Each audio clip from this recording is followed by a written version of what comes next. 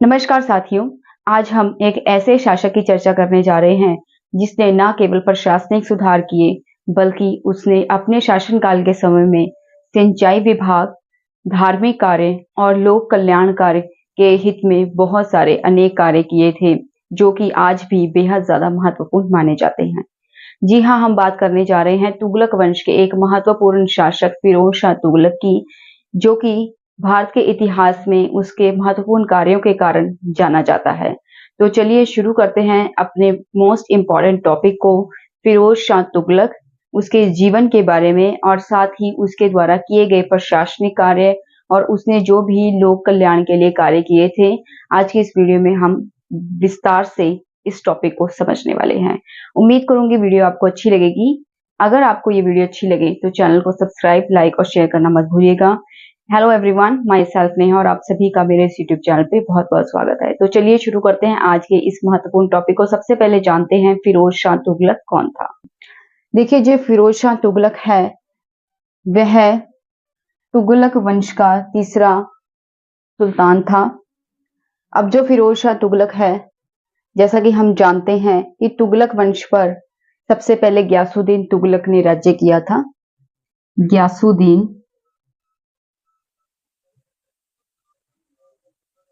गयासुद्दीन तुगलक,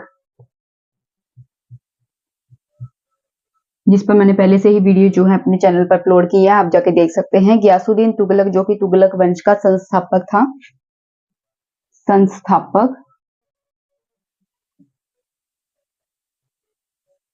ठीक है। और इसका जो भाई था, गयासुद्दीन तुगलक का भाई, जिसका नाम था मलिक रज्जब।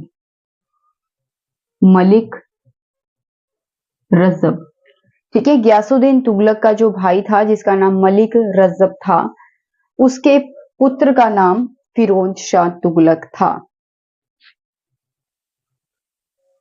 इसका जो पुत्र था उसका नाम था फिरोज शाह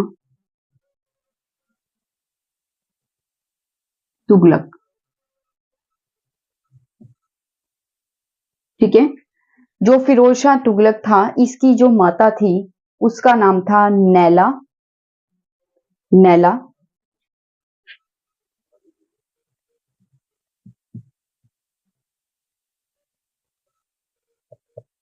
या कई स्थानों पर इतिहास में उसे नाइला भी कहा गया है।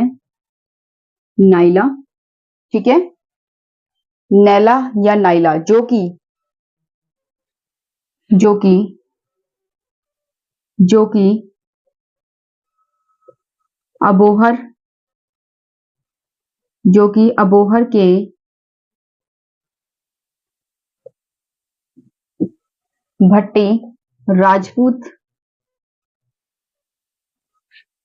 अबोहर के भट्टी राजपूत राय रनमल की पुत्री थी।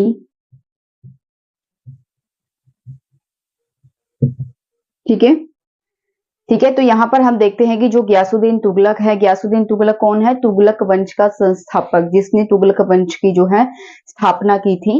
ठीक है। और तुगलक वंश का प्रथम सुल्तान रहा था गयासुद्दीन तुगलक। गयासुद्दीन तुगलक जो है, इसका जो भाई था जिसका नाम था मलिक रज्जब, उसके पुत्र का नाम फिरोज शाह तुगलक था। ठीक है, जो कि इसने तुगलक वंश का तीसरा सुल्तान रहा। इसकी जो माता थी उसका नाम था नैला, या कई जगहों पर इतिहास में उसे नाइला का नाम भी दिया गया है, जो कि अबोहर के भट्टी राजपूत राय रनमल की पुत्र थी। ठीक है। जैसा कि हम जानते हैं कि तुगलक वंश में अभी तक हमने 3 सुल्तानों के बारे में पढ़ा है। एक तो गयासुद्दीन तुगलक,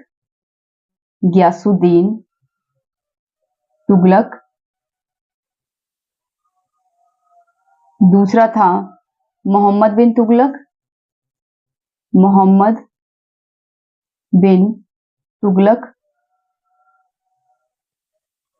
और तीसरा फिरोज शाह तुगलक।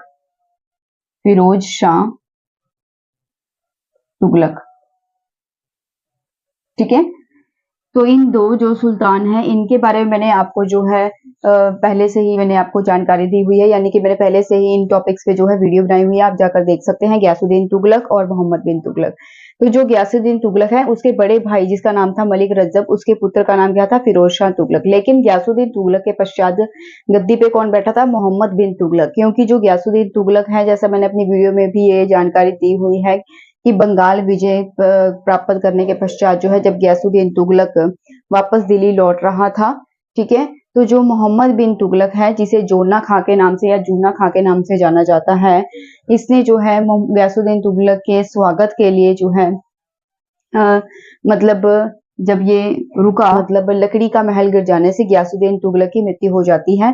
ऐसा भी माना जाता है कि जो मोहम्मद बिन तुगलक है जिसे जूना खां या जोना खां के नाम से भी जाना जाता था उस समय में, ठीक है, तो इसकी वजह से ही जो है गयासुद्दीन तुगलक की मृत्यु हुई है। यानी कि गयासुद्दीन तुगलक की मौत का जिम्मेदार कौन है? मोहम्मद बिन तुगलक, ठीक है। उसके बाद जो मोहम्मद बिन तुगलक है, गयासुद्दीन तुगलक के पश्चात मोहम्मद बिन तुगलक गद्दी पे बैठता है। मोहम्मद बिन तुगलक जो है ऐसे एक पागल सुल्तान या एक सन के सुल्तान भी कहा जाता है, क्योंकि इसने अपने शासनकाल के समय में कुछ ऐसी नीतियों का उपयोग किया था जो कि इसके शासनकाल की जो है या इसके राज्य की जो है बहुत ज्यादा सही नहीं मानी जाती, ठीक है। तो इसके शासनकाल के समय जो नीतियां जो है सही नहीं मानी जाती और जिसके कारण इसका जो राज्य था वह पतन की तरफ जाने लगा।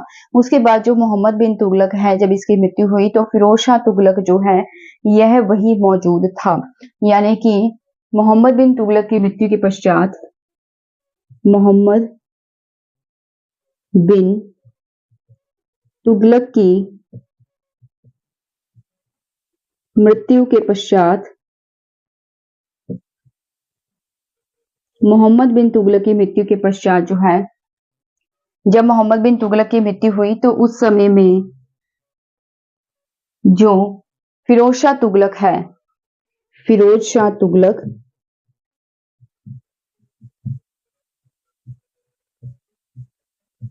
यह ठट्टा में ही मौजूद था, ठीक है। यहाँ पर ठट्टा भी जो है एक रियासत का नाम है। तो जो मोहम्मद बिन तुगलक है जब उसकी मृत्यु हुई तो फिरोज शाह तुगलक कहाँ पर था? फिरोज शाह तुगलक भी जो है ठट्टा में उस समय में मौजूद था, प्रेजेंट था, मौजूद था। तो वहां पर ही जो है इसका राज्याभिषेक किया गया था, ठीक है। ठट्टा के नजदीक इसका राज्याभिषेक हुआ था 20 मार्च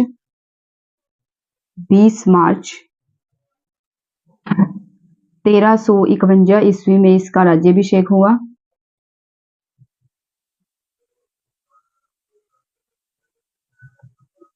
और जब यह दिल्ली सल्तनत में पहुंचा तो इसका दोबारा से पुनः राज्याभिषेक हुआ अगस्त 1351 ईस्वी में इसका राज्याभिषेक हुआ, ठीक है। और जो खलीफा था, खलीफा के द्वारा इसे उपाधि दी गई थी अमीर उल मोमिनीन, अमीर उल मोमिनीन कासिम अमीर उल मोमिन, ठीक है।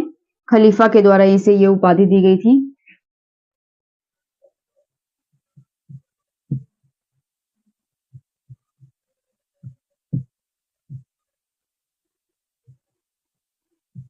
तो चलिए एक बार हम डिटेल में पढ़ते हैं।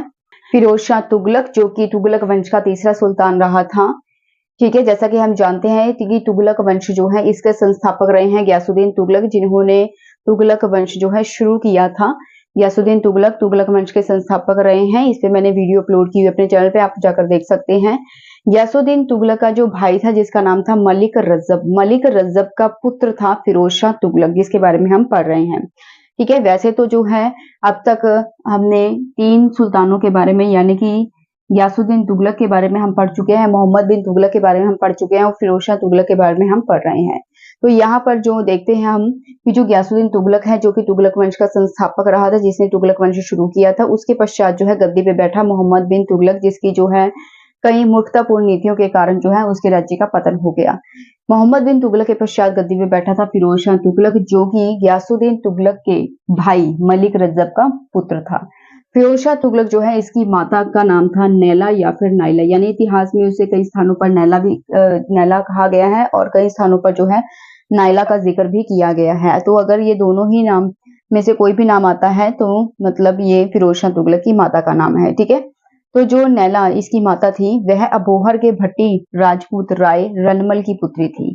ठीक है, और मोहम्मद बिन तुगलक का जब उसकी मृत्यु हुई थी तो उस समय जो फिरोज शाह तुगलक था वह ठट्टा में ही मौजूद था। ठट्टा एक राज्य का नाम है, वहीं पर यह मौजूद था। तो जो ठट्टा में ही या उसके नजदीक ही जो है मोहम्मद बिन तुगलक, तो ठट्टा के नजदीक ही जो है फिरोज शाह तुगलक का राज्याभिषेक हुआ था। फिरोज शाह तुगलक का 20 मार्च 1351 ईस्वी में इसका राज्याभिषेक हुआ। लेकिन जब ये दिल्ली सुल्तान लेकिन जब ये दिल्ली सल्तनत में पहुंचा तो वहां भी इसका दोबारा से जो है राज्याभिषेक हुआ था अगस्त 1351 ईस्वी में। ठीक है, तो फिर खलीफा के द्वारा जो है इसे एक उपाधि दी गई थी जिसका नाम था कासिम अमीर उल मोमिनीन। ठीक है, ये उपाधि जो है खलीफा के द्वारा इसे प्रदान की गई थी क्योंकि जितने भी दिल्ली सल्तनत के सुल्तान हुए हैं, ठीक है, उनको जो है खलीफा के द्वारा इजाजत मिलती थी, खलीफा के द्वारा परमिशन मिलती थी सुल्तान बनने की। सुल्तान जब वह बन जाते थे तो खलीफा उन्हें एक उपाधि से भी घोषित करते थे। ठीक है, इसी प्रकार से सिर्फ एक मोहम्मद बिन तुगलक ही है जिन्होंने सबै को खलीफा जो है मतलब कहा था, सबै को खलीफा बनाया। ठीक है, तो लेकिन बाकी जितने भी दिल्ली सल्तनत के सुल्तान हुए उन्होंने खलीफा से परमिशन ली थी और खलीफा के द्वारा उन्हें जो है उपाधि प्रदान की जाती थी कासिम। तो यहाँ पर जो है फिरोज शाह तुगलक को भी ये उपाधि दी गई थी जिसका नाम था कासिम अमीर उल मोमिनीन। ठीक है, तो आगे पढ़ते हैं हम फिरोज शाह तुगलक के बारे में कि इसने कौन कौन से कार्य किए थे अपने शासनकाल के समय में। जब फिरोज शाह तुगलक गद्दी पे बैठा तो उसके सामने बहुत सारी समस्याएं थी क्योंकि मोहम्मद बिन तुगलक की मूर्खतापूर्ण नीतियां, जो कि इतिहास में बहुत सारे लोगों को जो है इसका सामना करना पड़ा उनकी नीतियों का, क्योंकि इसका बहुत ज्यादा बुरा प्रभाव पड़ा था। एक तो जो है जो तुगलक वंश है वह विघटन की तरफ जा रहा था, पतन की तरफ जा रहा था, और दूसरा बहुत सारे लोग जो हैं अपने शासक मोहम्मद बिन सुल्तान से असंतुष्ट हो गए थे। जैसा कि मैंने पिछली वीडियो में जिक्र किया है कि जब मोहम्मद बिन तुगलक ने राजधानी परिवर्तन किया था तो कितने सारे लोग जो हैं उसके साथ पहले दौलताबाद में गए और फिर दौलताबाद से दोबारा जब दिल्ली वापस आए तो ऐसे लंबे सफर के दौरान, क्योंकि जो आम साधारण व्यक्ति थे वह तो पैदल ही सफर कर रहे थे, तो इतना लंबा सफर होने के कारण जो है बहुत सारे लोग रास्ते में ही मारे गए।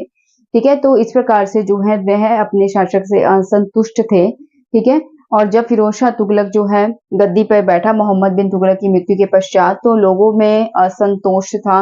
इसके फिरोज शाह तुगलक के सामने बहुत सारी ऐसी समस्याएं थी जिनका सामना उसे अब करना था।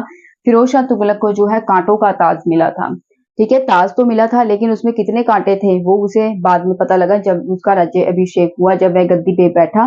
तो इस प्रकार से उसने स्थिति को किस प्रकार से नियंत्रित किया, किस प्रकार से कंट्रोल किया, हम ये देखेंगे।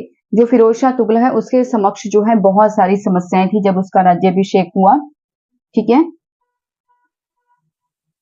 गद्दी पर बैठते ही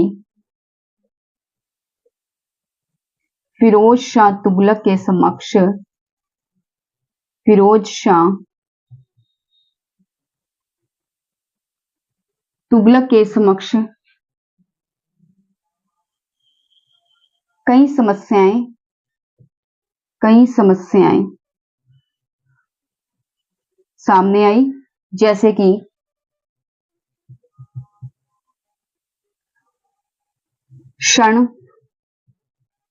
क्षणग्रस्त, असंतुष्ट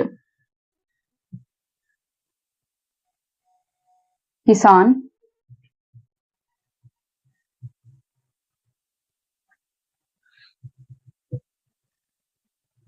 असंतुष्ट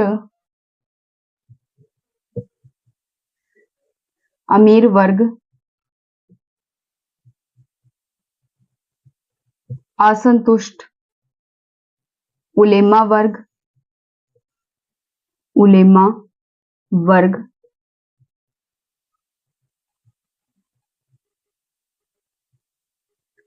खाली खजाना,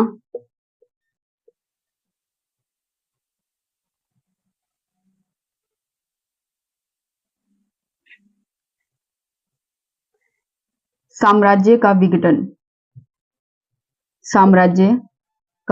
विघटन। ठीक है। सबसे पहले है जो ऋणग्रस्त असंतुष्ट किसान थे, यानी कि ऐसे किसान जिनसे जो है जबरदस्ती लगान वसूला जा रहा था। जैसे कि हमने अपनी पिछली वीडियो जो मैंने अपलोड की थी, जो कि मोहम्मद शाह तुगलक के बारे में थी, कि जो मोहम्मद शाह तुगलक था, जब मतलब उसे क्या है कि जब उसने खुरासान पर विजय प्राप्त करनी चाहिए थी, तो उसने खुरासान को जीतना चाहा। जब उसके मन में इच्छा ये प्रबल हुई, जागृत हुई, तो उसने जो है दुआब में कर बढ़ा दिया, क्योंकि उसके लिए उसे जो है बहुत सारा धन चाहिए था। धन क्यों चाहिए था? बहुत सारी सेना को इकट्ठा करने के लिए, उनके लिए शस्त्र तैयार करने के लिए, उन्हें नए-नए जो है जो प्रशिक्षण होते थे उनसे उन्हें शिक्षित करने के लिए भी उन्हें धन की आवश्यकता थी। ठीक है, तो इसीलिए उसने जो है धन कमाने के लिए, उसने धन को इकट्ठा करने के लिए उसने दुआब में कर बढ़ा दिया था। और दुआब में कर जब उसने बढ़ाया, तो जो बहुत सारे किसान थे, ठीक है, तो उस समय पे ही जो है अकाल पड़ गया, और जिसके कारण बहुत सारे किसान जो है वह कर की जो रकम थी वह सरकार को नहीं, यानी कि मोहम्मद बिन तुगलक को जो है नहीं पे कर सकते थे। तो ऐसी कंडीशन में मोहम्मद बिन तुगलक के जो अधिकारी थे, जो कि कर वसूल करते थे, वह किसानों पर जो है बहुत ज्यादा अत्याचार करते थे। तो इस करके जो किसान है वह दुखी होकर जंगलों में भाग गए। ठीक है, तो जो किसान वर्ग था वह असंतुष्ट था। ठीक है, ऋणग्रस्त था, कर्जाई हो चुका था राज्य का। ठीक है, किसान जो थे वह भी अपने सुल्तान से असंतुष्ट थे। तो पहला पॉइंट तो यही आता है कि जब फिरोज शाह तुगलक गद्दी पे बैठा, तो अब उन्होंने ये सोचा कि जो ये नया सुल्तान है, ठीक है, क्या वह इनकी जो है अपेक्षाओं पे खरा उतरता है, या ये भी इसी प्रकार से इन पर जो है अत्याचार करेगा। उसके बाद है असंतुष्ट अमीर वर्ग। जो अमीर वर्ग है, ठीक है, तो वह भी जो है फिरोज शाह तुगलक से, अफसर था फिरोज शाह तुगलक से जो है वह संतुष्ट नहीं था। ठीक है, उलेमा वर्ग। जो उलेमा वर्ग है ये भी जो है तुगलक वंश के जो सुल्तान रहा था मोहम्मद बिन तुगलक, उससे जो है मतलब असंतुष्ट था। खाली खजाना। खाली खजाना में मैंने आपको बताया था पिछली वीडियो में कि जो मोहम्मद बिन तुगलक है, ठीक है, उसने जो है किस प्रकार से राज्य का खजाना खाली हो गया। उसकी मूर्खतापूर्ण नीति के कारण उसने पहले जो है तांबे के सिक्के जो है अपने राज्य में चलाए, जिसके कारण बहुत सारे लोगों ने अपने घरों में जो है नकली तांबे के सिक्के बनाने शुरू कर दिए थे। और उन्होंने जो है सुल्तान को जब भी वह कर पे करते थे, कब जब भी वह राज्य का कर चुकाते थे, तो वह नकली तांबों के सिक्कों से कर चुकाते थे। ठीक है, तो इस प्रकार से जब मोहम्मद बिन तुगलक को इस बात का पता चला, ठीक है, तो उसने जो है तांबे के सिक्के बंद कर दिए, और उसके स्थान पे उसने तांबे जो है चांदी के सिक्के चलाए। अब जिन लोगों के पास तांबे के सिक्के पहले से मौजूद थे, तो जो राज्य के अधिकारी थे, उन्होंने उन तांबे के सिक्कों के बदले में उन्हें चांदी के सिक्के दिए। तो जो लोग थे उन्होंने घरों में नकली चांदी के सिक्के बनाने शुरू कर दिए, और राज्य का कर जो है नकली चांदी के सिक्कों से पे करना शुरू कर दिया। इस प्रकार से जो राज्य का कोष था, राज्य का जो खजाना था, धीरे धीरे जो है नकली पैसों से भर गया, यानी कि एक तरह से खाला जो खजाना था राज्य का वह खाली हो गया। ठीक है, तो जो राज्य का खजाना है वो उस समय में खाली हो गया जब फिरोज शाह तुगलक गद्दी पे बैठा था। उसके बाद है साम्राज्य का विघटन। जो मोहम्मद बिन तुगलक जो है उसकी जो मूर्खतापूर्ण नीतियां थी, जिसके कारण बहुत सारे लोग उसके विरोधी हो गए, तो धीरे धीरे उसका जो साम्राज्य था वह विघटन की तरफ जा रहा था, पतन की तरफ जा रहा था। तो जब फिरोज शाह तुगलक गद्दी पे बैठा, तो उसके समक्ष जो है उसके सामने बहुत सारी कठिनाइयां थी, उसके सामने बहुत सारी समस्याएं थी। ठीक है, उसका जो ताज था वो एक तरह से कांटों का ताज था। ठीक है, आप जानते हैं कि जो फिरोज शाह तुगलक है उसने किस प्रकार से इन समस्याओं को हैंडल किया, उसने किस प्रकार से परिस्थितियों को संभाला। ठीक है, किस प्रकार से उसने जो है कंट्रोल किया अपनी परिस्थितियों को, जो भी उसके सामने मौजूद थी उस समय समस्याएं, किस तरह से उसने हैंडल किया। ठीक है, जो फिरोज शाह तुगलक था उसने ऐसे व्यक्ति जिनके परिवार का कोई सदस्य जो है मोहम्मद बिन तुगलक ने जिन्हें मौत के घाट उतारा था, ठीक है, ऐसे व्यक्ति का परिवार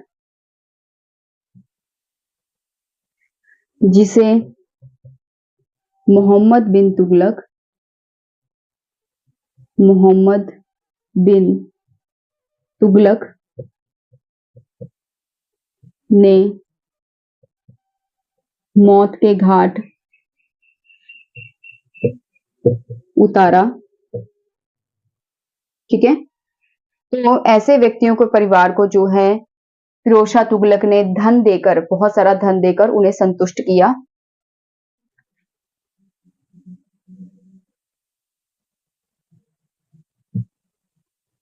उसके परिवार को फिरोज शाह तुगलक ने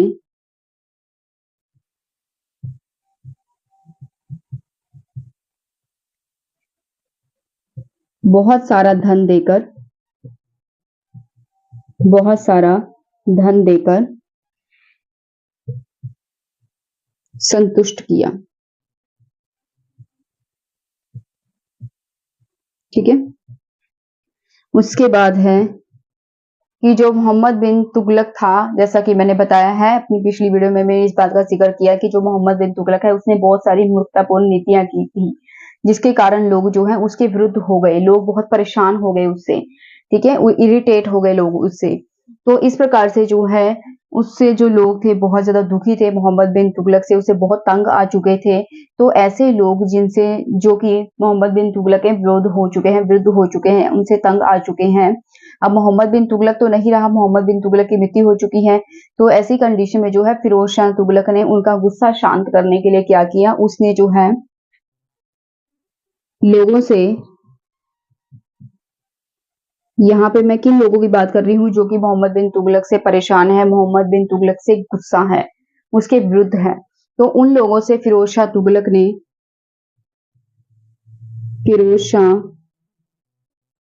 ने एक क्षमा पत्र लिखवाकर उसे संदूक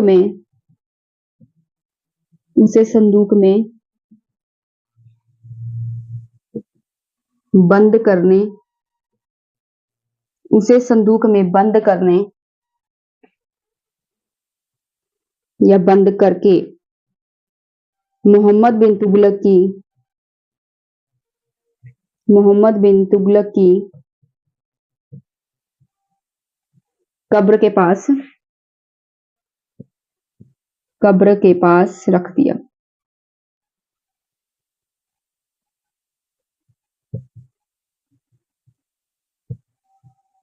ठीक है।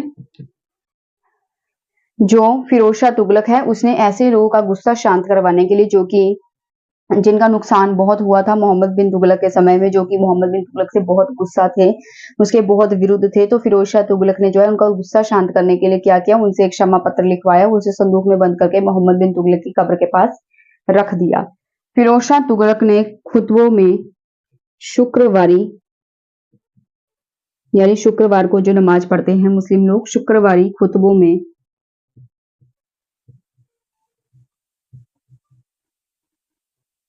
तुगलक वंश के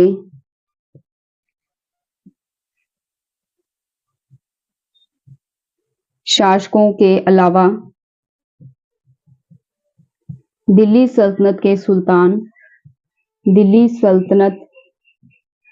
के अन्य सुल्तानों का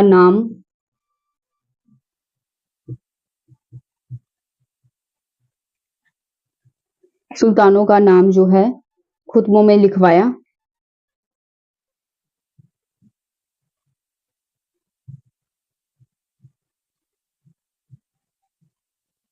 उसने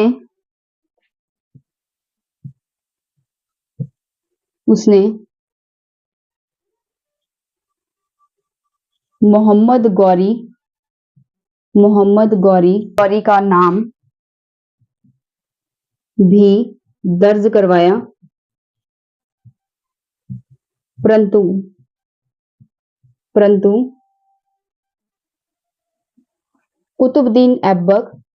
कुतुबुद्दीन ऐबक का नाम दर्ज नहीं करवाया।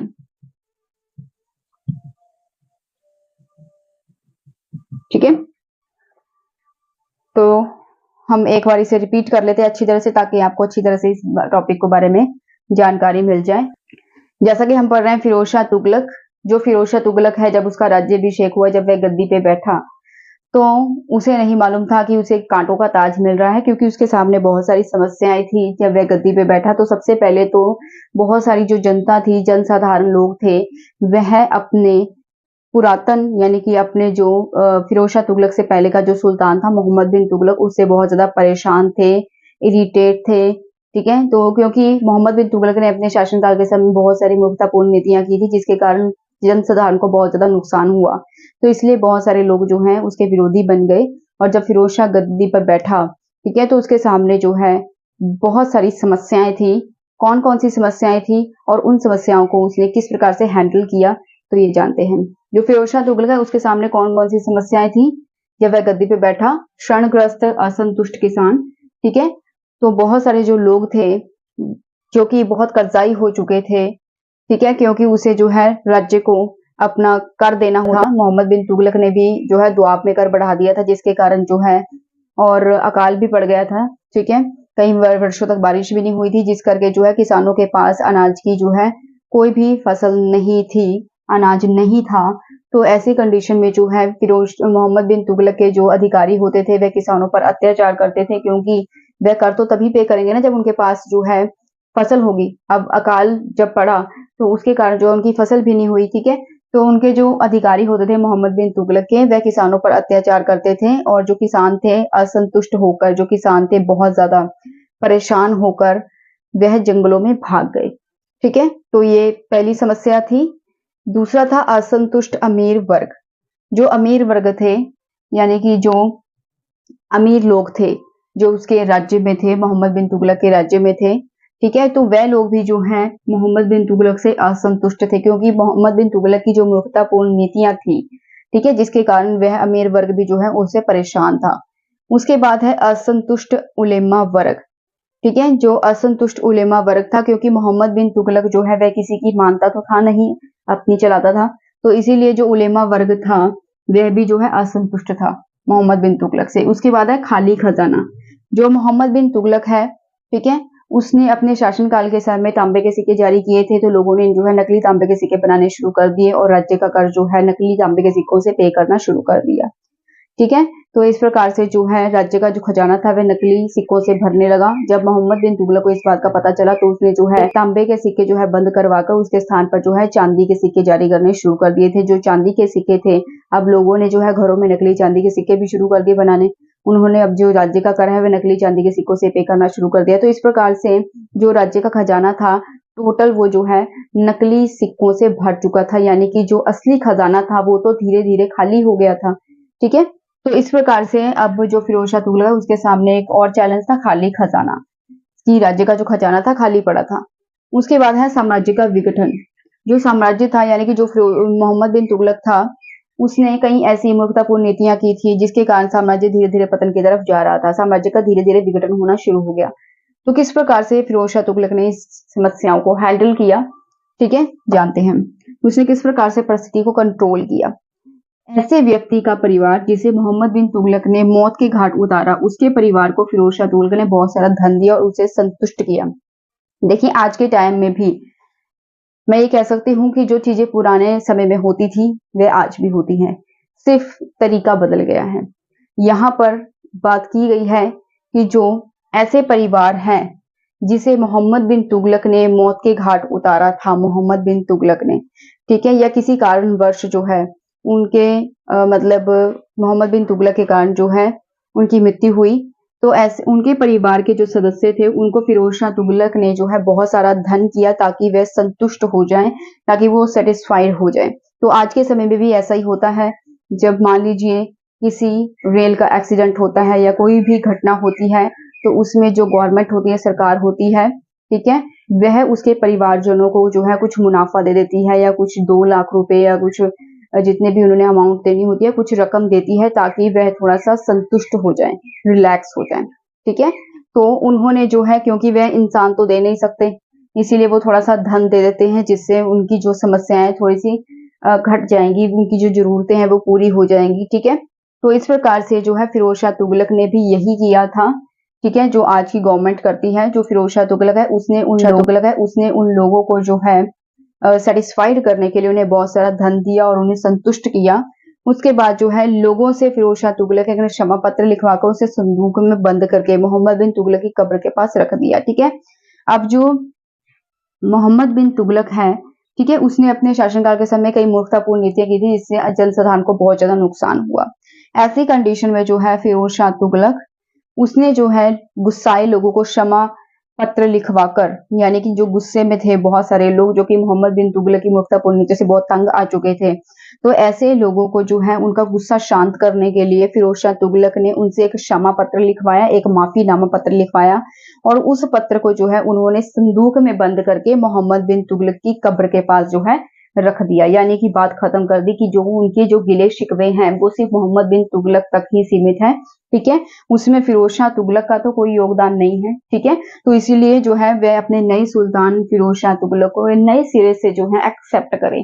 इसीलिए जो फिरोज शाह तुगलक है उसने जो है गुस्साए लोगों का जो है मतलब गुस्सा ठंडा करने के लिए उन्होंने एक क्षमा पत्र यानी माफीनामा पत्र लिखवाया और उस लेटर को जो है उस पत्र को जो है संदूक में बंद कर कर उन्होंने जो है मोहम्मद बिन तुगलक की कब्र के पास रख दिया, ठीक है। वो चाहता था कि जो लोग हैं उसे नए सिरे से अपने नए सुल्तान को एक्सेप्ट करें।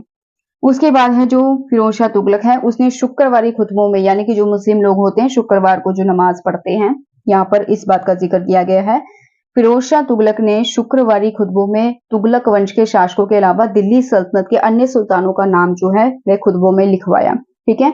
जो फिरोज शाह तुगलक है उसने शुक्रवारी जो नमाज पढ़ी जाती है उसमें तुगलक वंश के जो शासक थे, जितने भी शासक हुए तुगलक वंश के, अब तक तो हमने 3 शासकों के बारे में जिक्र कर रहे हैं ना, गयासुद्दीन तुगलक, फिरोज शाह तुगलक, मोहम्मद बिन तुगलक, ठीक है। फिरोज शाह तुगलक के बारे में तो हम पढ़ रहे हैं।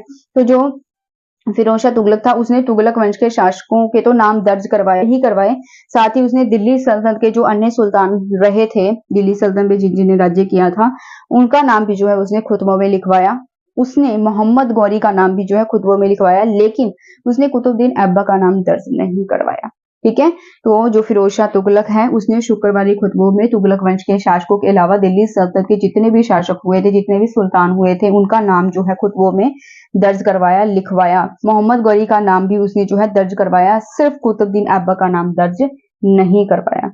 तो जो फिरोज शाह तुगलक था उसने ऐसा क्यों किया, यानी कि यहाँ पर एक प्रश्न बनता है कि उसने जो है सभी तुगलक वंश के शासकों के अलावा उसने दिल्ली सल्तनत के सभी सुल्तानों के नाम जो है खुतबों में दर्ज करवाए हैं, लेकिन उसने यहाँ तक कि उसने मोहम्मद गौरी का नाम भी जो है दर्ज करवाया, लेकिन उसने कुतुबुद्दीन ऐबक का नाम दर्ज क्यों नहीं करवाया। तो ये भी मैं आपको बता देती हूँ कि जो फिरोज शाह तुगलक है उसने ऐसा क्यों किया, क्योंकि जो कुतुबुद्दीन ऐबक थे वह दिल्ली सल्तनत के प्रथम सुल्तान थे और जो फिरोज शाह तुगलक था वह अपनी वंशावलियों में उन्हें दर्ज नहीं करना चाहता था, उन्हें नहीं जोड़ना चाहता था, क्योंकि उसका मानना था कि जो कुतुबुद्दीन ऐबक है एक गुलाम है, ठीक है, और इसीलिए वह एक गुलाम वंश के शासक को जो है अपनी वंशावलियों में ऐड नहीं करना चाहता था, नहीं जोड़ना चाहता था। उसका मानना था कि जो कुतुबुद्दीन ऐबक है जो कि एक गुलाम था, ठीक है, तो वह उसके राज्य का हिस्सा नहीं था, उसके वंश का हिस्सा नहीं था, इसीलिए उसने जो है कुतुबुद्दीन ऐबक का नाम जो है दर्ज नहीं करवाया। तो ये जो नीतियां थी इसे हम तुष्टीकरण की नीति भी कहते हैं, तुष्टीकरण की नीति, तुष्टीकरण की नीति, ठीक है, कि जो जो लोग जो है फिरोज शाह तुगलक जे असंतुष्ट थे, यानी कि जो कि मोहम्मद बिन तुगलक के समय जो है बहुत ज्यादा असंतुष्ट हो गए थे अपने सुल्तान से, ठीक है, तो उनको किस प्रकार से जो है संतुष्ट किया था फिरोज शाह तुगलक ने। तो ये जो नीति है इसके बारे में हमने पढ़ा, यह तुष्टीकरण की नीति है। आगे पढ़ते हैं कि उसने किस प्रकार से जो है अन्य लोगों को संतुष्ट किया। जो फिरोज शाह तुगलक था उसने जो है किसान वर्ग को संतुष्ट करने के लिए क्या किया, फिरोज शाह तुगलक ने किसानों को ऋण मुक्त कर दिया, किसानों को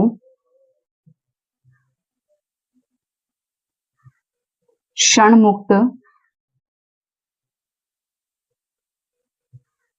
कर दिया, यानी उसने किसानों का जो कर था वह माफ कर दिया और जो पुराने रजिस्टर थे जिनमें जो है इस व्यक्ति का कितना ऋण बाकी है, कितना कर्ज बाकी है, उस रजिस्टर को भी जो है फिरोज शाह तुगलक ने रद्द कर दिया, ठीक है। फिरोज ने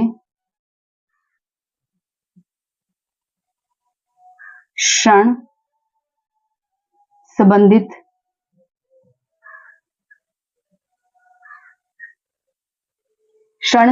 रजिस्टर, ऋण संबंधित रजिस्टर को रद्द कर दिया,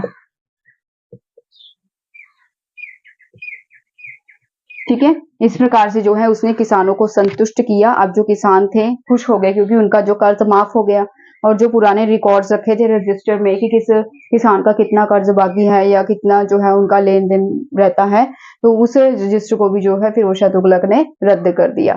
ठीक है, तो इस बात से जो किसान वर्ग थे वह संतुष्ट हो चुके थे। अब बारी आती है अमीर वर्ग की। जो अमीर वर्ग थे वह भी मोहम्मद बिन तुगलक की नीतियों के कारण जो है अपसेट थे, ठीक है, खुश नहीं थे। तो उनको किस प्रकार से जो है फिरोज शाह तुगलक ने राजी किया, किस प्रकार से उन्हें भी संतुष्ट किया था।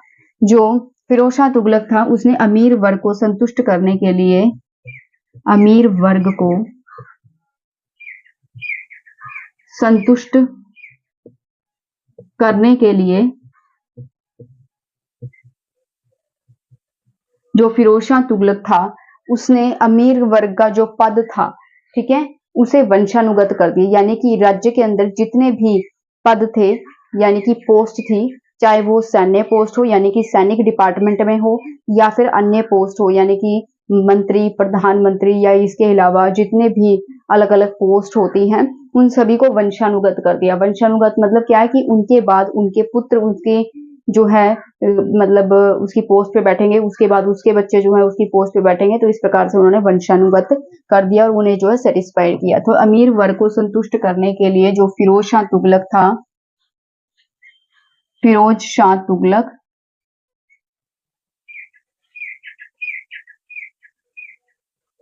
फिरोज शाह तुगलक ने उनके पद वंशानुगत कर दिए, वंशानुगत कर दिए। ठीक है, उन्होंने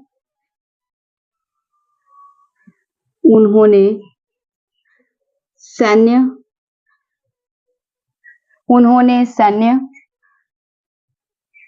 पद के अलावा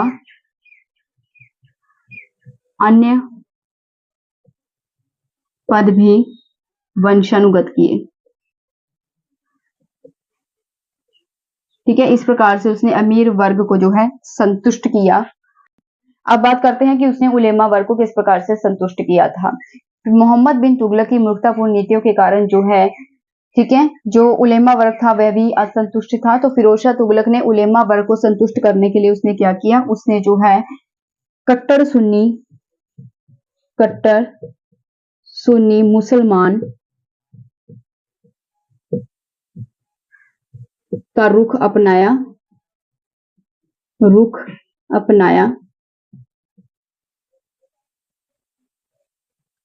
ठीक है, उसने कट्टर धार्मिक नीतियों को अपनाकर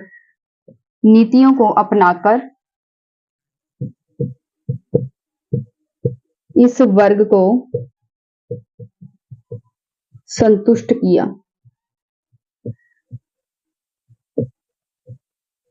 ठीक है, अब जो फिरोज शाह तुगलक था उसने उलेमा वर्ग के जो लोग थे उन्हें किस प्रकार से संतुष्ट किया, वह कट्टर सुन्नी मुसलमान बन गया। उसने कट्टर धार्मिक नीतियों का जो है पालन किया। कट्टर धार्मिक नीति जो है यानी मुस्लिम धर्म के जो भी रूल्स होते हैं, इंस्ट्रक्शंस होती हैं, उसे सख्ती से उसने जो है अपनाया, खुद पर भी उसे लागू किया। ठीक है, उसने जो है सख्ती से इस वर्ग को संतुष्ट किया, यानी कि धार्मिक कट्टर नीतियों को अपनाकर सख्ती से, ठीक है, और इसने जो है उलेमा वर्ग को संतुष्ट किया। यानी फिरोज शाह तुगलक जो है उसके पास सभी को जो है राजी करने की या सभी को जो है सेटिस्फाइड करने की बड़ी अच्छी टेक्निक थी, और उसने कहां कहां देखो कैसे कैसे दिमाग लगाया। जो फिरोज शाह तुगलक है उसने शरीयत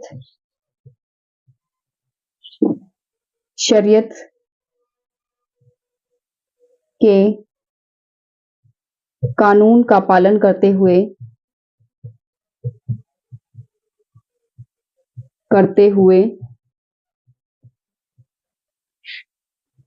लोगों पर 4 प्रकार के कर लगाए। 4 प्रकार के कर लगाए।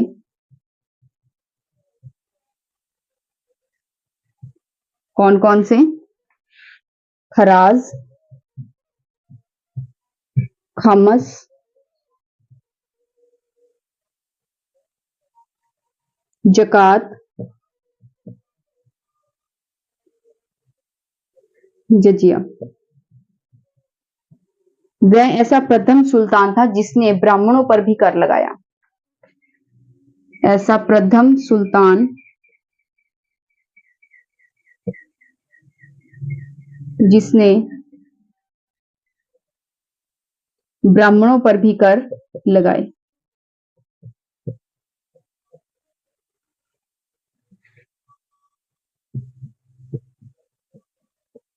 क्योंकि यह शरीयत के अनुकूल नहीं थे।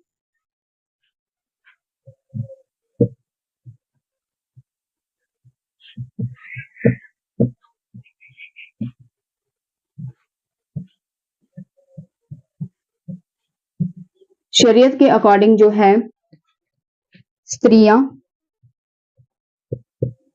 बच्चे और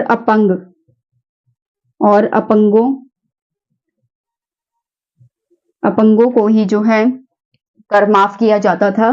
स्त्रियां, बच्चे और अपंगों को कर माफ किया जाता था, यानी वे कर से मुक्त थे।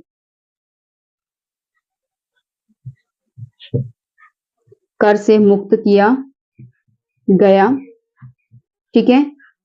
या फिर उन लोगों को कर से मुक्त किया गया जिनके पास जो है आजीविका कमाने के लिए पैसे नहीं थे या कोई काम नहीं था, ठीक है,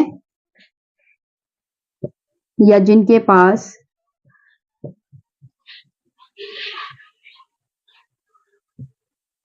आजीविका कमाने के लिए कार्य नहीं था, ठीक है। उसने एक ब्राह्मण को भी जिंदा जला दिया।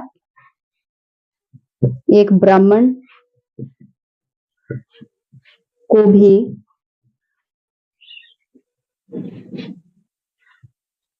जिंदा जला दिया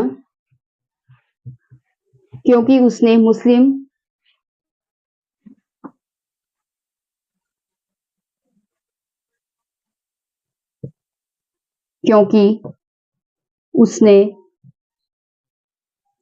मुस्लिम लोगों के बीच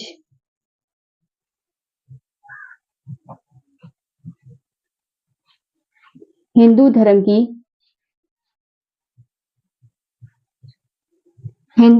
की हिमायत की, ठीक है। जो फिरोज शाह तुगलक था उसने शरीयत का पालन करते हुए 4 प्रकार के कर लगाए थे: खराज, खम्स, जकात और जजिया, जिसके बारे में आपको बाद में डिटेल में बताऊंगी। वैसा प्रथम सुल्तान था जिसने ब्राह्मणों पर भी जो है कर लगाए थे क्योंकि ये शरीयत के अनुकूल नहीं थे। शरीयत के अकॉर्डिंग सिर्फ स्त्रियों, बच्चों और अपंगों को ही जो है कर से मुक्त किया गया था, या उन लोगों को कर से मुक्त किया गया था जिनके पास आजीविका कमाने के लिए कोई काम नहीं था, ठीक है। उसने एक ब्राह्मण को भी जिंदा जला दिया था। उसका कारण क्या था, उसकी क्या गलती थी? क्योंकि उसने मुस्लिम लोगों के बीच में हिंदू धर्म की हिमायत की थी, हिंदू धर्म के पक्ष में उसने बात की थी। इसलिए जो फिरोज शाह तुगलक है उसने एक ब्राह्मण को भी जिंदा जलाने में बिल्कुल भी संकोच नहीं किया। इसके अलावा जो है उसने मुस्लिम स्त्रियों द्वारा संतों की मजारों पर पूजा करने पर पाबंदी लगाई,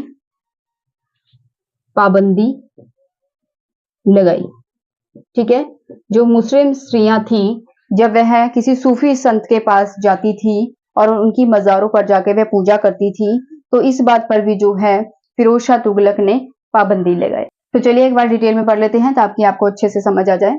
जो फिरोज शाह तुगलक था उसने जो कि मोहम्मद बिन तुगलक के समय में जो लोग असंतुष्ट थे उन्हें जो है संतुष्ट करने के लिए जो फिरोज शाह तुगलक था उसने तुष्टीकरण की नीति अपनाई थी।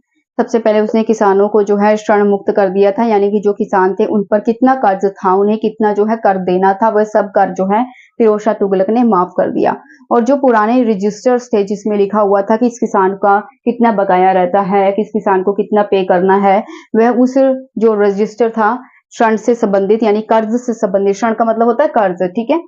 तो ऋण से संबंधित जो रजिस्टर था जिसमें सारी डिटेल जो है लिखी हुई थी, उस रजिस्टर को भी जो है रद्द कर दिया फिरोज शाह तुगलक ने। इस प्रकार से जो किसान वर्ग के लोग थे वह फिरोज शाह तुगलक से सेटिस्फाइड हो गए, यानी कि उससे जो है संतुष्ट हो गए, क्योंकि उनका सारा कर्ज जो है, जो सारा कर था पिछला बकाया, ठीक है, एट प्रेजेंट वो सब मुक्त हो गया था। अब वो मुक्त हो चुके थे कर से, ठीक है। और मतलब अब जो है नए सिरे से कर का जो है सिलसिला शुरू होने लगा, यानी कि जो पिछला बकाया था उनका सब माफ हो गया।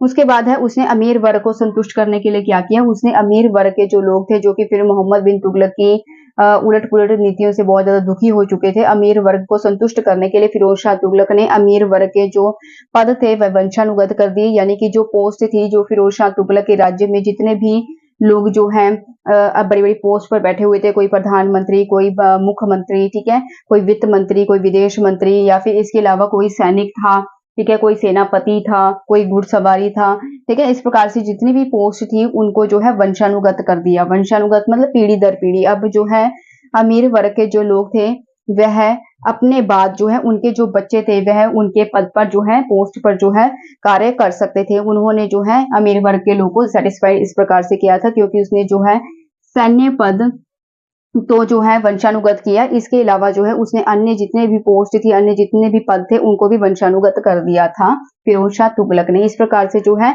अब अमीर वर्ग के जितने भी लोग जो है, मतलब फिरोज शाह तुगलक के राज्य में जितने भी लोग जो है पोस्ट पर थे, उनके बाद उनके बच्चे जो है उनकी पोस्ट पर जो है बैठेंगे, और उसके बाद उनके बच्चे, मतलब ये पीढ़ी दर पीढ़ी जो है कर दिया सिलसिला, वंशानुगत कर दिया, ठीक है, फिरोज शाह तुगलक ने। इस प्रकार से जो अमीर वर्ग है वह संतुष्ट हो गए। उसके बाद है उसने जो है अब जो उलेमा वर्ग है उसको सेटिस्फाइड करने के लिए फिरोज शाह तुगलक ने क्या किया, ठीक है, उलेमा वर्ग को सेटिस्फाइड करने के लिए जो फिरोज शाह तुगलक था उसने जो है कट्टर सुन्नी मुसलमान का रुख अपनाया, यानी कि वह कट्टर सुन्नी मुसलमान बन गया, एक पक्का मुसलमान बन गया। उसने जो है मुसलमान धर्म के जो कट्टर धार्मिक नीतियां थी उसको फॉलो किया, उसको अपनाया, ठीक है, और उसने कट्टर धार्मिक नीतियों को अपनाकर जो है उलेमा वर्ग के लोगों को जो है उसने संतुष्ट किया।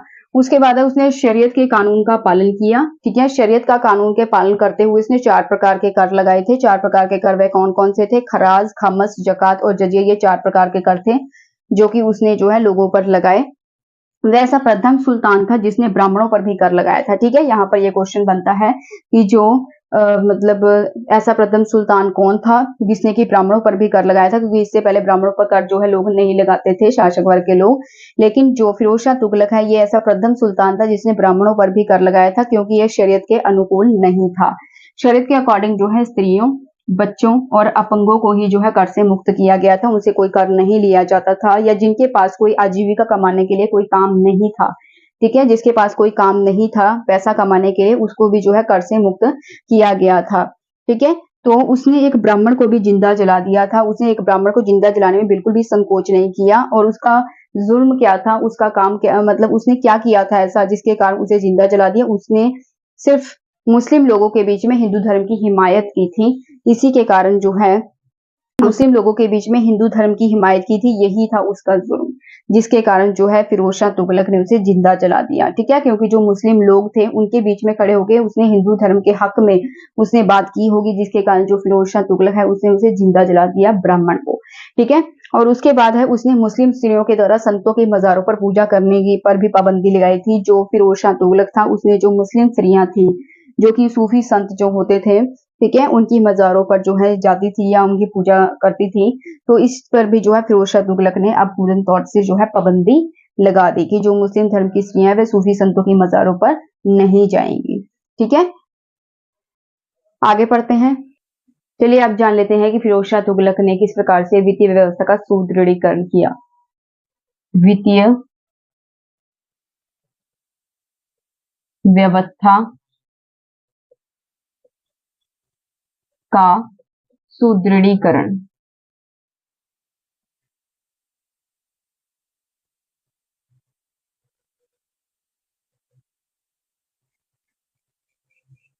जो फिरोज शाह तुगलक था उसने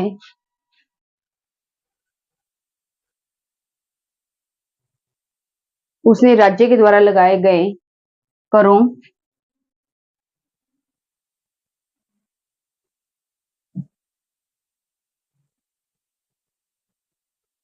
करों और अवबाबों करों और अवबाबों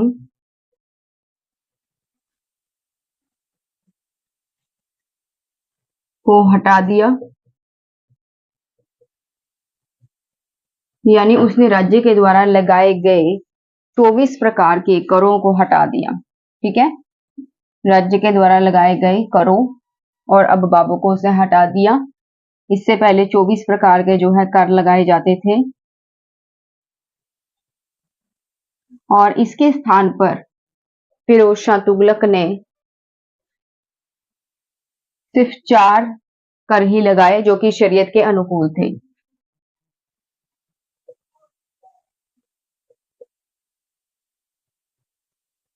जो शरीयत के यानी मुस्लिम धर्म के अनुकूल थे, शरीयत के अनुकूल। कौन कौन से? जजिया, जकात, खराज और खमस। ठीक है, यह 4 प्रकार के कर थे जो कि फिरोज शाह तुगलक ने किस पर लगाए थे? फिरोज शाह तुगलक ने जो है यह कर लोगों पर लगाए थे। ठीक है, जो कि शरीयत के अनुकूल थे, जजिया, जकात, खराज और खमस। इसके अलावा जो फिरोज शाह तुगलक का वैसा प्रथम सुल्तान था जिसने की प्रथम सुल्तान जिसने खराज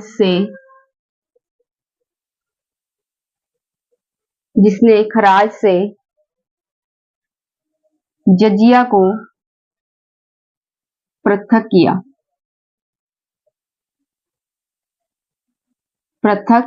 यानी कि अलग किया।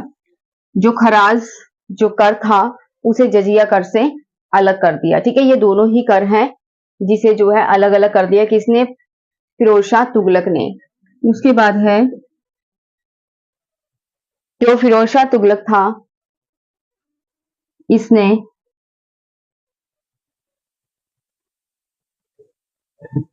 लूट के सामान पर पहले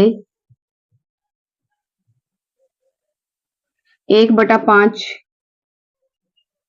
हिस्सा राज्य का और 4/5 हिस्सा सैनिकों का होता था। लेकिन अलाउद्दीन खिलजी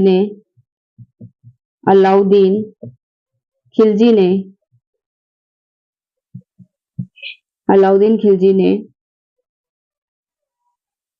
इसे बदलकर 4/5 हिस्सा राज्य का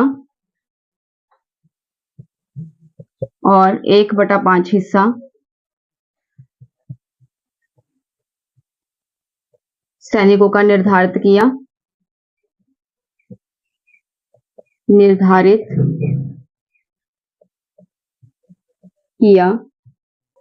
ठीक है, तो जो फिरोज शाह तुगलक था उसने फिरोज शाह तुगलक ने इसे पुनः यानी कि दोबारा शरीयत के अनुकूल कर दिया। शरीयत के अनुकूल कर दिया। ठीक है, और इस कर को क्या कहते थे? खमस। ठीक है, इस कर को कहते थे खमस। तो एक बार रिपीट कर लेते हैं। जो फिरोज शाह तुगलक था उसने वित्तीय व्यवस्था का सुदृढ़ीकरण किस प्रकार से किया था? जो फिरोज शाह तुगलक था उसने राज्य के द्वारा लगाए गए बहुत सारे करों यानी कि राज्य के द्वारा उस समय पे 40 प्रकार के जो है कर लगाए थे। ठीक है, लेकिन जो फिरोज शाह तुगलक था उसने इन 40 प्रकार के करों को हटा दिया। इसके स्थान पर उसने 4 कर लगाए थे जो कि शरीयत के अनुकूल थे यानी कि मुस्लिम धर्म के अनुकूल थे। उसने कौन कौन से कर लगाए थे? जजिया, जकात, खराज और खम्स। उसने ये 4 प्रकार के जो है कर लगाए थे फिरोज शाह तुगलक ने। इसके बाद है वह ऐसा प्रथम सुल्तान था जिसने खराज से जजिया को पृथक किया था। खराज जो है यह धनी मुस्लिमों पर लगाया जाने वाला कर था जो कि इनकी आय का 2.5 जो है इन पर लगाया जाता था, ठीक है। और ये इनकी सुरक्षा के लिए जो है जो खर्च है, इसका धन है जो खर्च किया जाता था। उसके बाद जो जजिया कर है, जजिया कर जो है गैर मुस्लिमों पर लगाया जाता था, जो कि इनकी प्रोटेक्शन के लिए लगाया जाता था, ठीक है। और मतलब ऐसा माना जाता था, जो फिरोज शाह तुगलक था उसका ऐसा मानना था कि मुस्लिम राज्य के अंदर जो गैर मुस्लिम लोग हैं उन्हें रहने का कोई अधिकार नहीं है।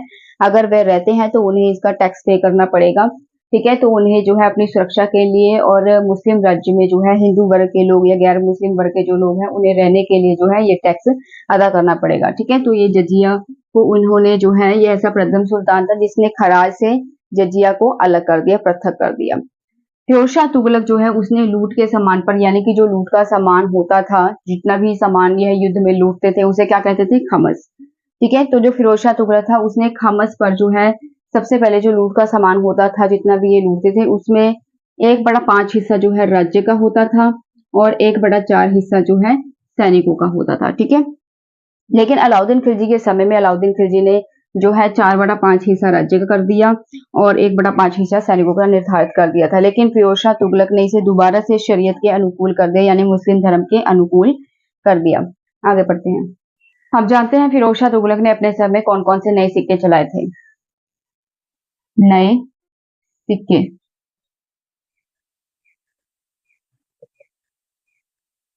सबसे पहले हैं जो फिरोज शाह तुगलक है उसने एक शशगनी नामक सिक्का चलाया था, चांदी का शशगनी नामक सिक्का चलाया और ये 6 जीतल के बराबर होता था, 6 जीतल के बराबर होता था। उसने एक आधा नामक सिक्का चलाया,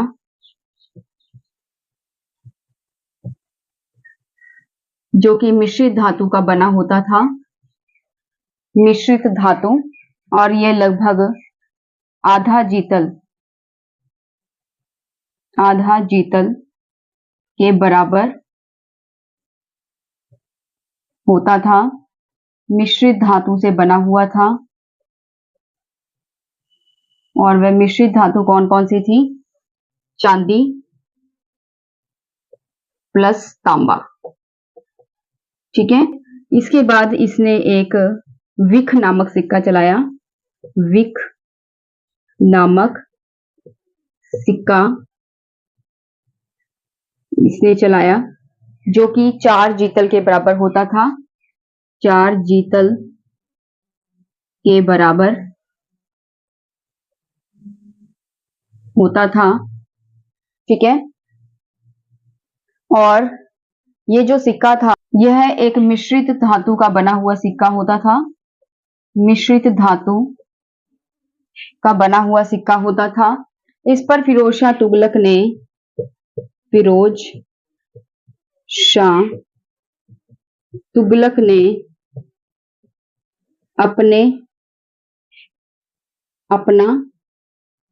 अपने पुत्र और अपने उत्तराधिकारी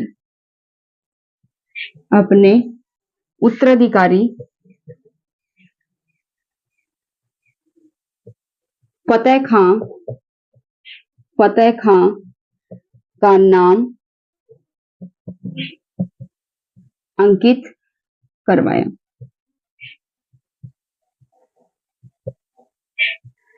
अब जो फिरोज शाह तुगलक था उसने जो है अपने समय में कुछ नए सिक्के जारी किए थे। उसने चांदी का शशगनी नामक एक सिक्का जारी किया था, जो कि 6 जीतल के बराबर होता था। उसने अदा नामक सिक्का भी एक जो है चलाया था, जो कि आधा जीतल के बराबर था, जो कि मिश्रित धातु से बना हुआ था, चांदी और तांबा ये 2 धातुओं से मिलकर बना हुआ था। इसने एक विख नामक सिक्का भी चलाया था, जो कि 4 जीतल के बराबर होता था, ये भी एक मिश्रित धातु का बना हुआ सिक्का होता था। फिरोज शाह तुगलक ने जो है अपने पुत्र का और अपने उत्तराधिकारी फतेह खां का नाम जो है इस सिक्के पे दर्ज करवाया था, अंकित करवाया था। आगे पढ़ते हैं। अब पढ़ते हैं फिरोज शाह तुगलक ने जो है सिंचाई व्यवस्था किस प्रकार से की थी। जो फिरोज शाह तुगलक था इसके समय में सिंचाई व्यवस्था का बहुत ज्यादा विकास हुआ था। अकॉर्डिंग टू अफीफ,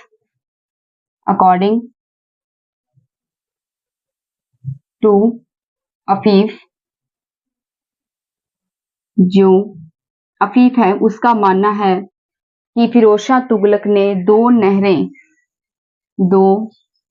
नहरों का निर्माण किया,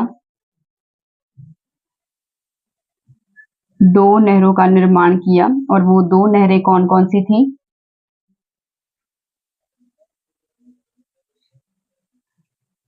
यमुना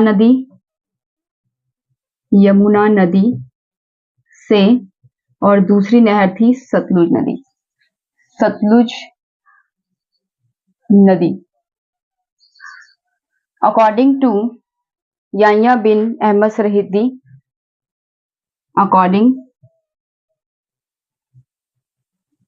यानी याह्या बिन अहमद सरहिंदी का मानना है कि अकॉर्डिंग टू याह्या बिन अहमद सरहिंदी कि फिरोज तुगलक ने 5 नहरों का निर्माण करवाया था और वो 5 नहरें कौन कौन सी थी? यमुना नदी से हिसार तक ये सबसे बड़ी नहर थी, सबसे बड़ी नहर, और इसकी लंबाई थी 150 मील थी, ठीक है, 150 मील। इसके बाद है इसने दूसरी नहर जो थी वो थी सतलुज से घग्गर तक,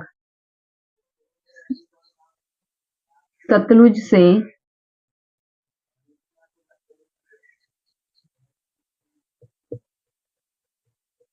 घग्गर तक इसकी जो लंबाई थी 96 मील थी लंबाई।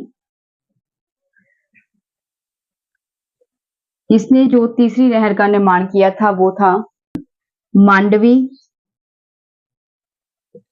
और सिरमौर की पहाड़ियों से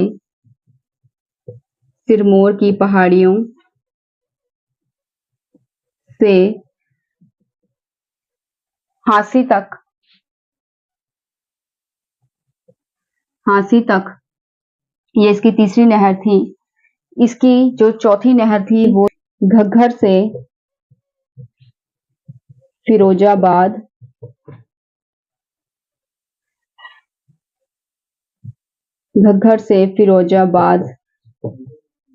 तक, और इसकी पांचवी नहर थी यमुना से फिरोजाबाद तक, ये इसकी नहरें थी। जो फिरोज शाह तुगलक था इसने सिंचाई व्यवस्था स्थापित की अपने समय में और इसका बहुत सा विकास हुआ था सिंचाई व्यवस्था का फिरोज शाह तुगलक के समय में। अकॉर्डिंग टू अफीफ का मानना है कि फिरोज शाह तुगलक 2 नहरों का निर्माण करवाया था, कौन कौन सी? यमुना नदी और सतलुज नदी। और अकॉर्डिंग टू याह्या बिन अहमद सरहिंदी के अनुसार जो है फिरोज शाह तुगलक ने 5 नहरों का निर्माण करवाया था। वह 5 नहरें कौन कौन सी थी? यमुना नदी से हिसार तक सबसे बड़ी नहर थी जो कि इसकी लंबाई जो है 150 मील थी, सतलुज से घग्गर तक जिसकी लंबाई थी 96 मील, मांडवी और सिरमौर की पहाड़ियों से हांसी तक, घग्गर से फिरोजाबाद तक, यमुना से फिरोजाबाद तक। आगे बढ़ते हैं। नहरों के निर्माण से नहरों के निर्माण से सिंचाई,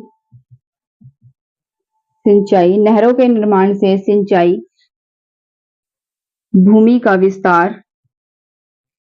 विस्तार हुआ। जो फिरोज शाह तुगलक था उसने सिंचाई कर 1/10 निर्धारित किया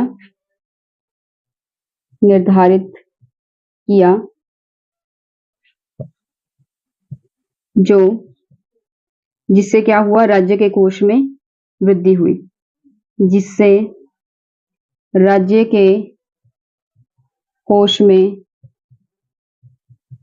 वृद्धि हुई। जो फिरोज शाह तुगलक था उसने 1200 फलों के बाग लगाए, 1200 फलों के बाग लगाए, जिससे राज्य के जिससे राज्य की आय में वृद्धि हुई। ठीक है, इस प्रकार से हम देखते हैं कि जो फिरोज शाह तुगलक ने जिन जिन नहरों का निर्माण करवाए थे उससे क्या क्या लाभ हुए। फिरोज शाह तुगलक ने जो है उसके नहरों के निर्माण से सिंचाई भूमि का विस्तार हुआ था। उसने सिंचाई का जो है 1/10 निर्धारित किया, जिससे राज्य के कोष में वृद्धि हुई थी। राज्य का जो खजाना था उसमें बहुत ज्यादा बढ़ोतरी हुई थी। फिरोज शाह तुगलक ने जो है 1200 फलों के बाग लगाए थे, क्योंकि अब उसे पानी की तो कोई कमी नहीं थी, उसे नहरें खुदवाई दी है। तो जो फिरोज शाह तुगलक था उसने 1200 फलों के बाग जो है लगवाए थे, जिससे राज्य की आय में, राज्य की जो आमदन थी उसमें बढ़ोतरी हुई, उसमें वृद्धि हुई। आगे बढ़ते हैं। अब बात कर लेते हैं फिरोज शाह तुगलक के कुछ लोक कल्याणकारी कार्यों के बारे में, जिस लोगों की भलाई के लिए फिरोज शाह तुगलक ने क्या क्या कार्य किए थे। लोक कल्याणकारी कार्य, कल्याणकारी कार्य। जो फिरोज शाह तुगलक था उसने लोगों की भलाई के लिए बहुत सारे कार्य किए थे, जैसे कि उसने इसके समय का प्रमुख वास्तुकार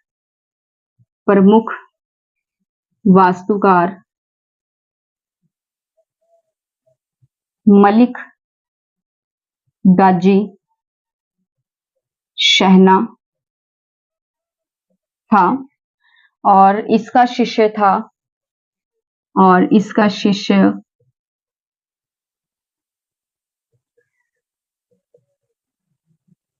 शिष्य था अहमद। ठीक है, तो जो फिरोज शाह तुगलक था इसके समय का प्रमुख वास्तुकार, जो भवन निर्माणकारी है, वास्तुकार जो है वह कौन था, मलिक गाजी शहना, और इसका शिष्य कौन था, अहमद। जो फिरोज शाह तुगलक था इसने लगभग 300 नगर जो है बसाए। ठीक है, जो फिरोज शाह तुगलक था इसने लगभग 300 नगर जो है नए बसाए थे, और वे कौन कौन से थे, फिरोजपुर, फिरोजपुर, फतेहाबाद, कोटला फिरोज शाह, कोटला फिरोज शाह, जौनपुर, जौनपुर, हिसार फिरोजा,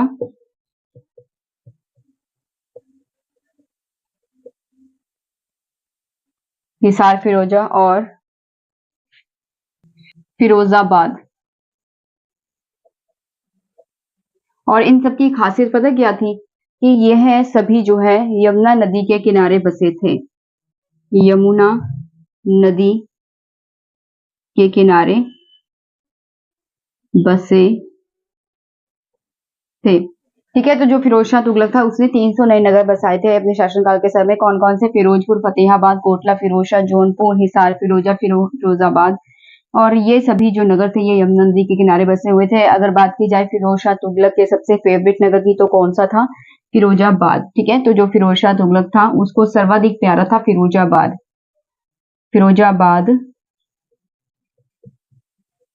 उससे सर्वाधिक प्यारा था, यानी सबसे प्यारा उसे फिरोजाबाद लगता था।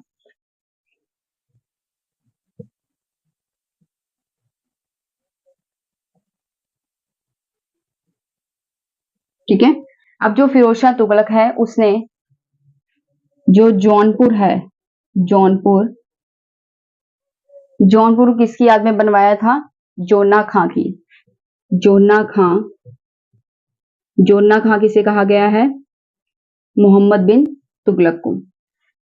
जोना खां उर्फ मोहम्मद बिन तुगलक,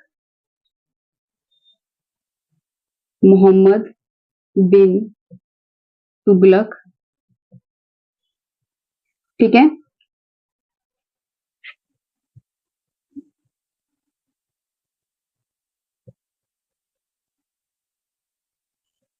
ठीक है। तो जो जौनपुर है, फिरोज शाह तुगलक ने जौनपुर जो है जोना खां जो है इसके नाम पर बनवाया गया है। जौनपुर जोना खां, जोना खां किसे किया गया है इतिहास में? मोहम्मद बिन तुगलक को। ठीक है, इस पर मैंने वीडियो भी बनाई है मोहम्मद बिन तुगलक के बारे में, आप देख सकते हैं जाके मेरे चैनल पर। ठीक है, तो उसने जो है मोहम्मद बिन तुगलक के नाम पर जो है ये नगर जौनपुर जो है बसाया था। और जब वह बंगाल के अभियान, यानी कि जो फिरोज शाह तुगलक है, जब वह बंगाल अभियान से लौट रहा था, ठीक है, जब वह बंगाल अभियान से लौट रहा था तो उस समय ये नगर बसाया था।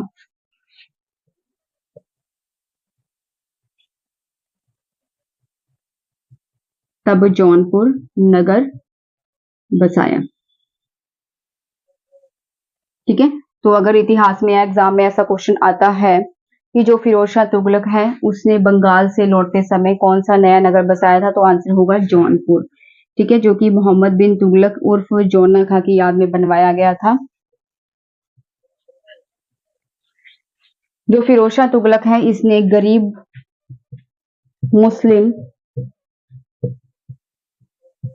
मुस्लिमों के लिए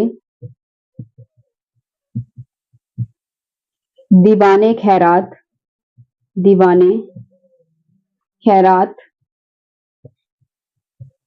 नामक एक विभाग की स्थापना की।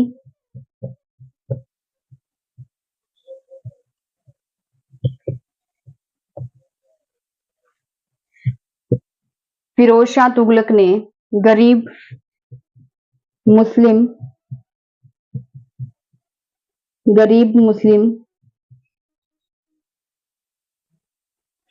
लोगों के लिए, गरीब मुस्लिम परिवार की जो बेटियां होती थी, गरीब मुस्लिम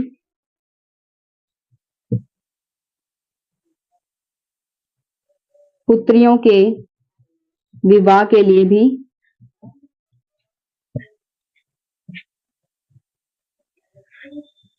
धन दिया। ठीक है, उसने मुस्लिम बेरोजगारों के लिए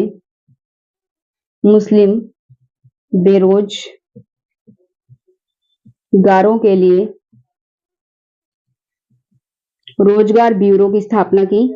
रोजगार ब्यूरो की स्थापना की। ठीक है, इसके अलावा जो फिरोज शाह तुगलक था उसने राजकीय अस्पताल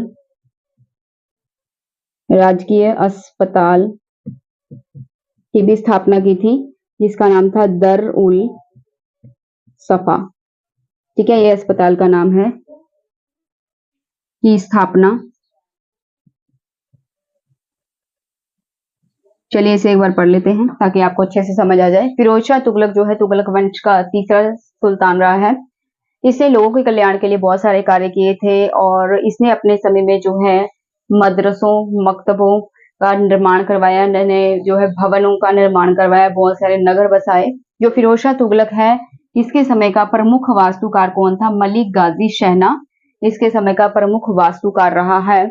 और जो फिरोज शाह तुगलक है, ठीक है, इसके समय का प्रसिद्ध जो है प्रमुख वास्तुकार मलिक उल गाजी रहा और इसका शिष्य कौन था? अहमद। ठीक है, फिरोज शाह तुगलक ने अपने समय में 300 नए नगरों का निर्माण करवाया था, 300 नए नगर। ठीक है, और इनमें से कौन कौन से प्रमुख थे? फिरोजपुर, फतेहाबाद, कोटला फिरोज शाह, जौनपुर, हिसार फिरोजाबाद। ठीक है, और ये यमुना नदी के किनारे बसे हुए थे। ज्यादातर हम देखते हैं कि इन्होंने जो भी नगर बसाए थे वे अपने नाम पे, यानी कि इनका नाम था फिरोज शाह, इनके नाम पे ही जो है फिरोजपुर, फिरोज शाह, ठीक है, हिसार फिरोजाबाद, तो यानी कि जो है इन्होंने अपने नाम पे ही अधिकतर जो है मतलब नगर बसाए हुए हैं। और एक जौनपुर जो नगर है इन्होंने जो है मोहम्मद बिन तुगलक, जिनका नाम जो है जोना खां भी उन्हें कहा जाता था, उनके नाम पर इन्होंने जौनपुर जो है नगर बसाया था। अगर बात करें फिरोज शाह तुगलक के सबसे फेवरेट यानी कि सबसे सर्वाधिक प्यारे जो है इन्हें कौन सा जो है नगर लगता था, तो फिरोजाबाद जो है इन्हें सर्वाधिक प्यारा लगता था, यानी कि जो फिरोज शाह तुगलक है इनके लिए जो है फिरोजाबाद सबसे ज्यादा सर्वाधिक प्यारा था। जौनपुर जो नगर है इन्होंने जोना खां और मोहम्मद बिन तुगलक की याद में बनवाया था। ठीक है, जब वह बंगाल अभियान के लिए लौट रहा था तब जौनपुर नगर जो है बसाया गया था। ठीक है, जो फिरोज शाह तुगलक है इसने गरीब मुस्लिमों के लिए दीवाने खैरात विभाग की स्थापना की थी। इसके अलावा इसने जो गरीब मुस्लिम पुत्रियां होती थी, गरीब मुसलमानों की जो बेटियां होती थी उनके विवाह के लिए भी इसने बहुत सारा धन जो है इन्हें दिया। मुस्लिम बेरोजगारों के लिए रोजगार ब्यूरो की स्थापना की थी। ठीक है, जो मुस्लिम वर्ग के लोग थे उनमें जो बेरोजगार लोग थे उनके पास कोई काम नहीं था जिनके पास, ठीक है, उनके लिए भी इन्होंने रोजगार जो डिपार्टमेंट है रोजगार ब्यूरो है उसकी स्थापना की थी। जो फिरोज शाह तुगलक था उसने राजकीय अस्पताल की भी स्थापना की थी और राजकीय अस्पताल का नाम क्या था? दर उल सफा। ठीक है, यह इनके जो है राजकीय अस्पताल जो है उसका नाम था, जो कि फिरोज शाह तुगलक ने इसकी स्थापना की थी। आगे पढ़ते हैं। जो फिरोज शाह तुगलक है यह अपने समय का बहुत बड़ा निर्माता था। फिरोज शाह तुगलक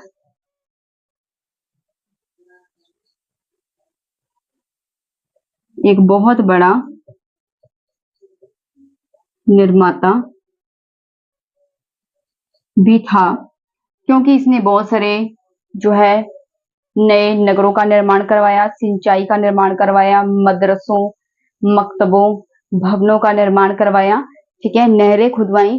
तो जो फिरोज शाह तुगलक है इसीलिए से जो फिरोज शाह तुगलक को जो है बहुत बड़ा निर्माता भी कहा गया है। और इसकी तुलना इसकी तुलना रोम के रोम के शासक अगस्टस से की जाती है। अगस्टस से की जाती है। ठीक है, याद रखिएगा। जो फिरोज शाह तुगलक है इसने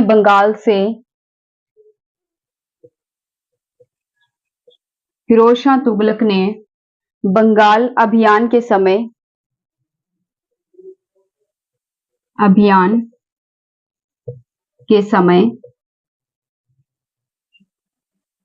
फिरोज शाह तुगलक ने इकदला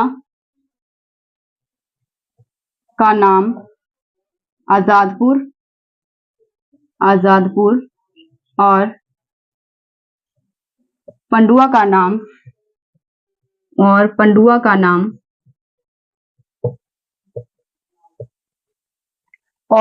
का नाम फिरोजाबाद रखा।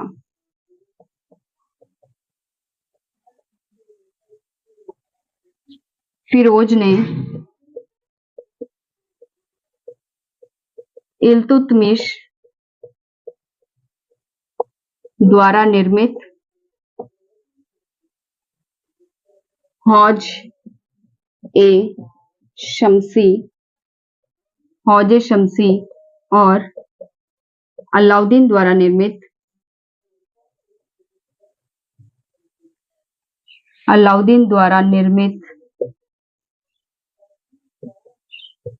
हौज खास की मुरम्मत करवाई।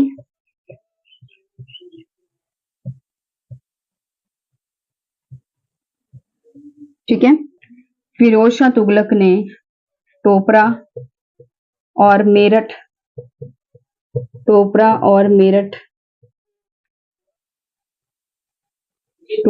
मेरठ से अशोक द्वारा निर्मित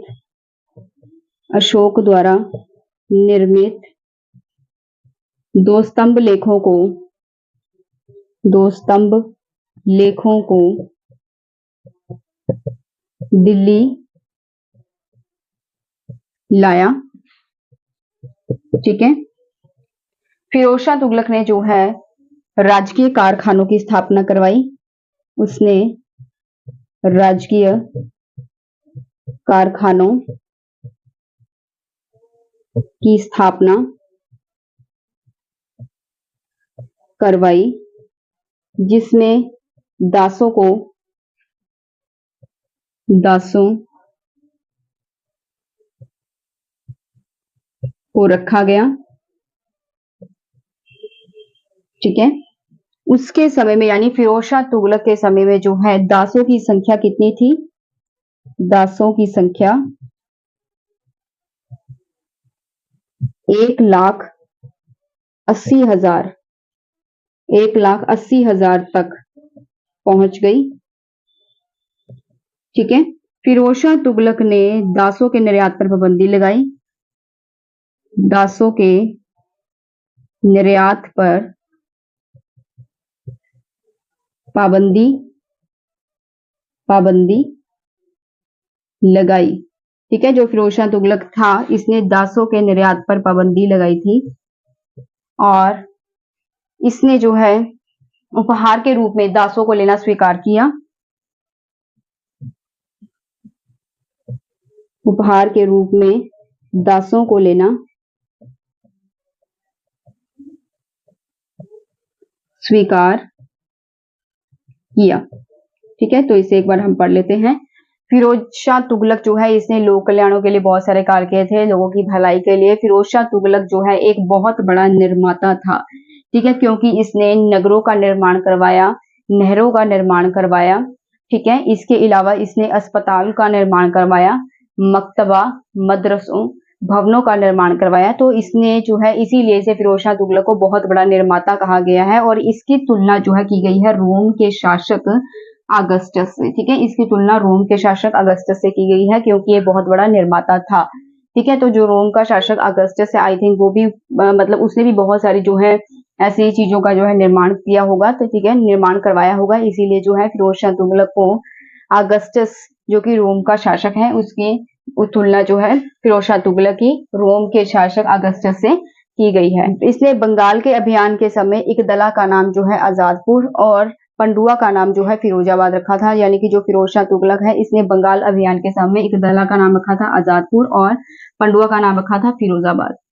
फिरोज शाह तुगलक ने इल्तुतमिश के द्वारा निर्मित यानी इल्तुतमिश के द्वारा बनाया गया हौज शमसी और अलाउद्दीन खिलजी के द्वारा बनाया गया हौज खास की मरम्मत करवाई थी। किसने? फिरोज शाह तुगलक ने। ठीक है, जो फिरोज शाह तुगलक है इसने इल्तुतमिश के द्वारा बनवाया गया हौज शमसी और अलाउद्दीन खिलजी के द्वारा बनाया गया हौज खास की मरम्मत करवाई। जो फिरोज शाह तुगलक था इसने टोपरा और मेरठ से जो अशोक के द्वारा बनाए गए 2 स्तंभ लेख थे, जो स्तंभों पर जो पिलर्स पर जो लेख लिखे हुए थे, ठीक है, उनको दिल्ली लाया। किसने? फिरोज शाह तुगलक ने। ठीक है, उसने राजकीय कारखानों की स्थापना की थी और उसमें दासों को रखा गया था। जो फिरोज शाह तुगलक था उसने बहुत सारे जो राजकीय कारखाने थे उसकी स्थापना की और उसमें दासों को जो है काम पर रखा गया। फिरोज शाह तुगलक के समय जो दासों की संख्या थी वे लगभग 1,80,000 तक पहुंच गई थी। उसने दासों के निर्यात पे पाबंदी लगाई। ठीक है, जो फिरोज शाह तुगलक था, जो दासों के निर्यात था, निर्यात का मतलब होता है देखिए किसी देश से हमारे देश में आने वाली जो वस्तुएं हैं उनको कहते हैं आयात और हमारे देश से किसी और मुल्क में किसी और देश में जाने वाली जो वस्तुएं उनको कहते हैं निर्यात। तो जैसे मैंने आपको बताया कि पहले दासों को जो है मंडी में खरीदा और बेचा जाता था, मतलब दासों की इतनी हालत जो है खराब थी। ठीक है, और इसीलिए जो है मतलब जो शाही राजमहल होते थे उनमें इतने इतने दास होते थे क्योंकि उन्हें जो है बाजार से खरीदा और बेचा जाता था। तो इस प्रकार से जो है फिरोज शाह तुगलक के समय में दासों की संख्या 1,80,000 तक पहुंच चुकी थी और इसीलिए उसने जो है दासों के निर्यात पे पाबंदी लगाई। यानी कि निर्यात मतलब अपने मुल्क से किसी और देश में जाने वाली जो है वस्तुएं, उसने इस चीज पे रोक लगा दी और उसने अब उपहार के रूप में दासों को लेना स्वीकार किया था। आगे बढ़ते हैं, तो चलिए अब जान लेते हैं कि फिरोज शाह तुगलक ने साहित्य के क्षेत्र में क्या क्या योगदान दिया। साहित्य के क्षेत्र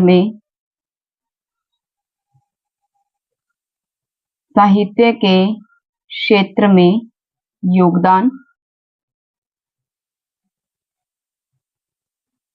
जो फिरोज शाह तुगलक है उसने साहित्य के क्षेत्र में बहुत सारा योगदान दिया था। सबसे पहले तो उसने जो है अपने समय में जियाउद्दीन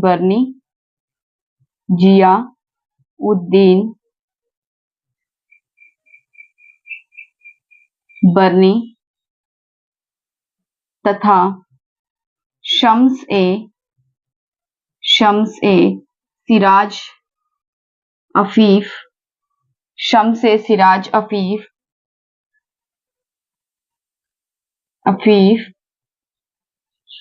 को संरक्षण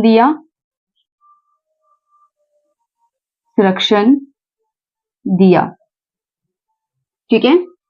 जितने भी राजा महाराजा होते थे तो वे क्या करते थे, अगर उनके समय में कोई भी विद्वान होता था तो उसे अपने राजमहल में ही रख लेते थे। ठीक है, तो उसे कहते हैं संरक्षण देना। तो जियाउद्दीन बर्नी और शम्स सिराज अफीफ जो हैं ये ऐसे दो विद्वान रहे हैं जिन्हें जो है फिरोज शाह तुगलक ने संरक्षण दिया। इसके अलावा जो बर्नी है, बर्नी बर्नी ने तारीख ए फिरोज शाही, तारीख ए फिरोज शाही और फतवा फतवा ए जहादारी, फतवा ए जहादारी नामक पुस्तक लिखी।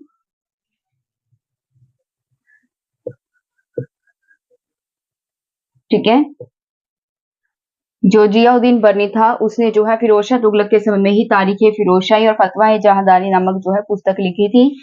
इसके अलावा जो अफीफ है, अफीफ ने तारीख-ए फिरोज शाही, तारीख-ए फिरोज शाही लिखी। अफीफ ने भी तारीख-ए फिरोज शाही नामक पुस्तक लिखी थी। हो सकता है लैंग्वेज का फर्क हो कि बर्नी ने किसी और लैंग्वेज में लिखी और अफीफ ने किसी और लैंग्वेज में लिखी हो, या पार्ट का फर्क हो सकता है कि ये पार्ट उसने लिखा और ये पार्ट इसने लिखा। ठीक है, इसके अलावा फिरोज शाह तुगलक ने फिरोज शाह तुगलक ने सवय फिरोज शाह तुगलक ने सवय अपनी आत्मकथा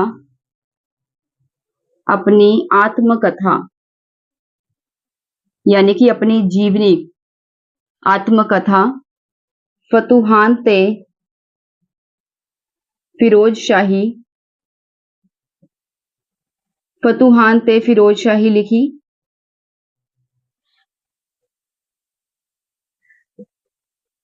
इसके अलावा उसने नागरकोट अभियान, उसने यानी कि जो फिरोज शाह तुगलक है, जब उसने नागरकोट का अभियान किया था तो उसके दौरान प्राप्त 300 संस्कृत ग्रंथों को प्राप्त किया और उसका अनुवाद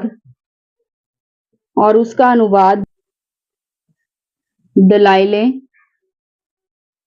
फिरोज शाही के नाम से करवाया, फिरोज शाही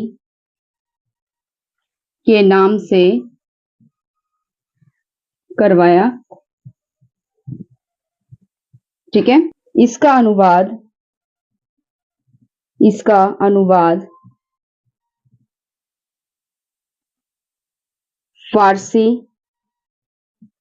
फारसी में उसके राजकवि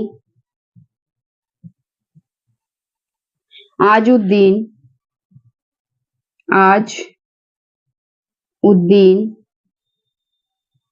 खालिद खानी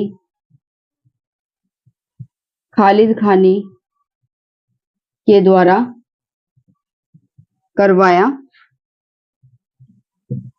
गया। ठीक है, अब एक बार इसे रिपीट कर लेते हैं। फिरोज शाह तुगलक जो है उसने साहित्य के क्षेत्र में क्या क्या योगदान दिया था। ठीक है, उसके समय में जो है जियाउद्दीन बर्नी और शम्स सिराज अफीफ को संरक्षण दिया गया था, यानी कि जो है फिरोज शाह तुगलक उसने जो है बर्नी को और शम्स सिराज अफीफ जो है ये दो जो इतिहासकार हैं, जो लेखक हैं, इनको जो है अपने राज्य महल में संरक्षण दिया, रहने के लिए स्थान दिया था। क्योंकि जो पहले जमाने के जो राजा महाराजा होते थे ऐसे ही करते थे। ठीक है, उनके साथ में जो भी कोई विद्वान होता था या कोई कवि होता था, कोई संगीतकार होता था, कोई वास्तुकार होता था, उन्हें अपने राज्य महल में ही रोक लेते थे, उन्हें अपने राज्य महल में ही रहने के लिए आश्रय देते थे। ठीक है, तो इन्होंने भी जो है बर्नी को और शम्स सिराज अफीफ को जो है संरक्षण दिया।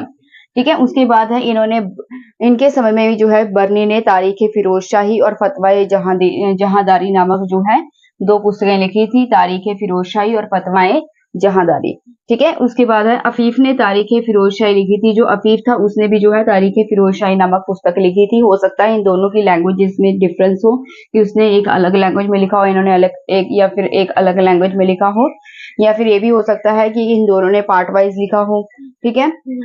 उसके बाद है जो फिरोज शाह तुगलक है, उसने सवय अपनी आत्मकथा फतुआनते फिरोज शाही लिखी थी। जो फिरोज शाह तुगलक था, ठीक है, जैसे कई लोगों को जो है अपने जीवन के बारे में लिखने की मतलब कई लोगों को डायरी लिखने की आदत होती है। ठीक है। क्योंकि उस जमाने में भी जो राजा महाराजा थे वो डायरी लिखते थे, यानी कि अपने जीवन के बारे में लिखते थे। ठीक है।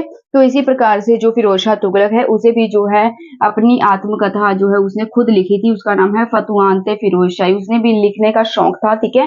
तो इसलिए उसने अपने जीवन के बारे में अपनी आत्मकथा लिखी थी और उस पुस्तक का नाम क्या है, फतुहानते फिरोज शाह, जिससे हमें फिरोज शाह के बारे में जानकारी मिलती है। उसने नागरकोट अभियान से प्राप्त 300 संस्कृत ग्रंथों को प्राप्त किया, यानी कि जब उसने नागरकोट का अभियान किया, ठीक है, जब उसने नागरकोट का अभियान किया तो उसके दौरान उसने जो है 300 संस्कृत ग्रंथों को, जो कि संस्कृत में लिखे हुए थे ग्रंथ 300, उनको वहां से नागरकोट से प्राप्त किया और उसका अनुवाद जो है, उसका जो ट्रांसलेट है वो कहाँ पे किया था, दलाइले फिरोज शाही के नाम से करवाया। ठीक है। उसने किसके नाम से जो है इसका ट्रांसलेट करवाया, किसके नाम से जो है इसका अनुवाद कराया, दलाइले फिरोज शाही। आप नाम याद कर सकते हैं, दलाइले फिरोज शाही। ठीक है। तो एग्जाम में ऐसा क्वेश्चन भी आ सकता है कि जो फिरोज शाह तुगलक है उसने नागरकोट अभियान के दौरान 300 संस्कृत ग्रंथों को प्राप्त किया था, तो उसने जो है उसका अनुवाद किस नाम से करवाया था। तो आंसर क्या होगा, दलाइले फिरोज शाही के नाम से। ठीक है। इसका अनुवाद जो है फारसी में करवाया। ठीक है। जो 300 संस्कृत ग्रंथ है उसे प्राप्त किए थे नागरकोट से, जो कि संस्कृत लैंग्वेज में लिखे हुए थे। तो अब उसका जो है फारसी में ट्रांसलेट करवाने के लिए, ठीक है, इसका अनुवाद जो है फारसी में उसका एक राजकवि था जो कि फारसी था। ठीक है। उससे उसका अनुवाद करवाया था और उस फारसी कवि का नाम क्या था, आजुद्दीन खालिद खानी। ठीक है। उसके द्वारा इसका जो है ट्रांसलेट करवाया। तो एग्जाम में ऐसा क्वेश्चन भी आ सकता है कि उसने नागरकोट अभियान के द्वारा जो 300 संस्कृत ग्रंथ जो है प्राप्त किए थे वह किस फारसी राजकवि से उसका अनुवाद करवाया गया। ठीक है। तो आंसर क्या होगा, आजुद्दीन खालिद खानी। ठीक है। तो आजुद्दीन खालिद खानी जो राजकवि था, जो कि फारसी राजकवि था, उसे जो है फिरोज शाह तुगलक ने इन संस्कृत के ग्रंथों को जो है इनका अनुवाद करवाया, ट्रांसलेट करवाया। ठीक है। हेनरी इलियट हेनरी इलियट और हेनरी इलियट और एल्फिंस्टन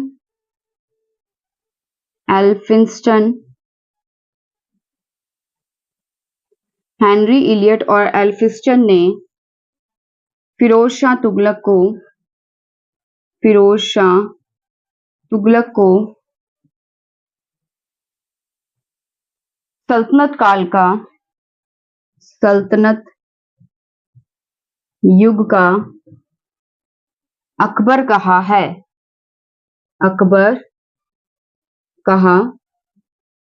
ठीक है। तो यानी कि एग्जाम में ऐसा क्वेश्चन भी आ सकता है कि जो फिरोज शाह तुगलक है उसे सल्तनत युग का अकबर किस इतिहासकारों ने कहा है। तो आंसर क्या होगा, हेनरी इलियट और एल्फिंस्टन। ये दो ऐसे इतिहासकार हैं, ठीक है, जिन्होंने जो है फिरोज शाह तुगलक को सल्तनत युग का, जो सल्तनत युग कौन सा हो गया, जो दिल्ली सल्तनत है उस समय में जो है जो भी सुल्तान हुए थे, ठीक है, तो वह जो युग था जिस पर जो है अलग अलग सुल्तानों ने जो है दिल्ली पर राज्य किया था, तो उस समय में जो है सल्तनत युग के दौरान जो है फिरोज शाह तुगलक को जो है अकबर कहा है। किन दो इतिहासकारों ने कहा है, हेनरी इलियट और एल्फिंस्टन ने।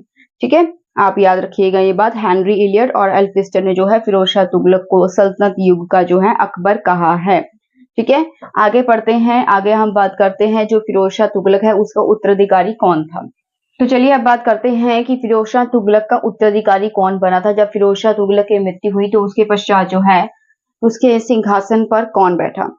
जो फिरोज शाह तुगलक है उसकी मृत्यु के पश्चात फिरोज शाह की मृत्यु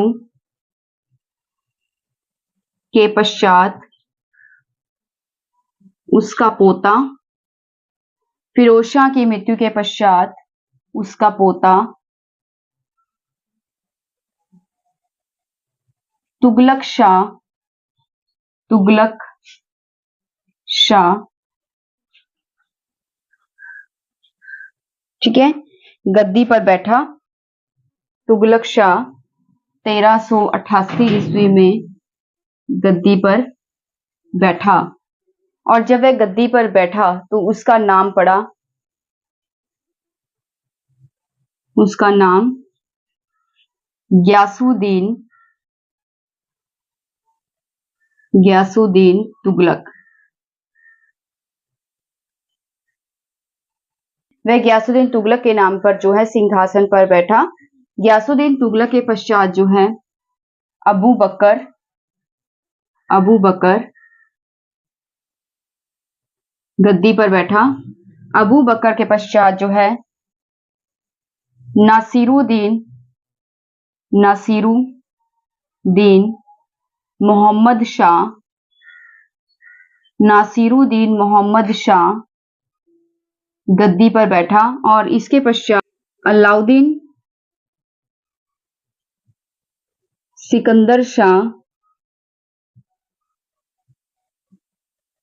सिकंदर शाह गद्दी पर बैठा। ठीक है, इस प्रकार से पहले हम इतना समझते हैं कि जो फिरोज शाह तुगलक है, इसकी मृत्यु के पश्चात जो इसका पोता था जिसका नाम था तुगलक शाह, 1388 ईस्वी में जो है ये गद्दी पे बैठा। और जब ये गद्दी पे बैठा तो इसका नाम क्या पड़ा था? ग्यासुद्दीन तुगलक। सिंहासन पर बैठते ही इसका नाम ग्यासुद्दीन तुगलक पड़ा था। और ग्यासुद्दीन तुगलक के पश्चात गद्दी पे बैठा था अबू बकर। अबू बकर के पश्चात जो है नासिरुद्दीन मोहम्मद शाह जो है गद्दी पर बैठा। नासिरुद्दीन मोहम्मद शाह के पश्चात अलाउद्दीन सिकंदर शाह जो है गद्दी पर बैठा। अब पढ़ते हैं आगे। नासिरुद्दीन, नासिरुद्दीन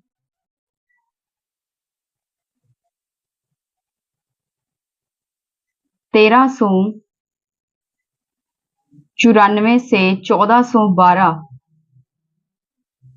ईस्वी तक जो है तुगलक वंश का अंतिम शासक रहा। तुगलक वंश का अंतिम शासक रहा या अंतिम सुल्तान रहा। उसका एक वजीर था जिसका नाम था मुल्लू इकबाल। ठीक है, और जो नासिरुद्दीन था यह एक अयोग्य शासक था, अयोग्य शासक था। इसका एक वजीर था मुल्लू इकबाल। इसका वजीर मुल्लू इकबाल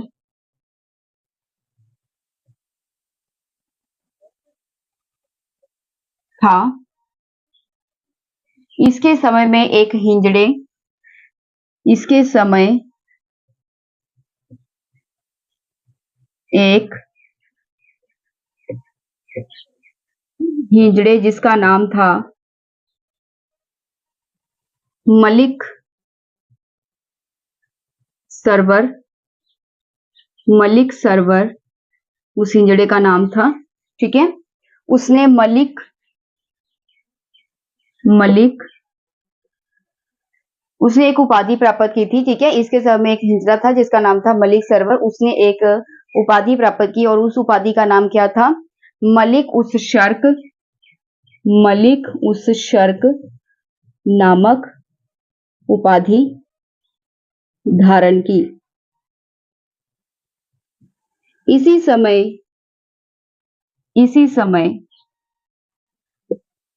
1398 ईस्वी में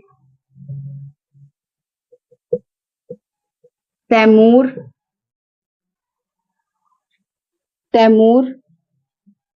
लंग, जिसे तैमूर भी कहा जाता है इतिहास में। ठीक है, तैमूर लंग का आक्रमण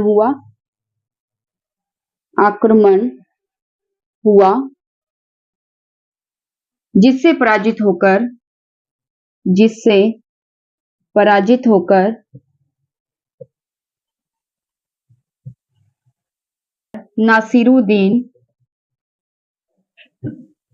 नासिरुद्दीन गुजरात भाग गया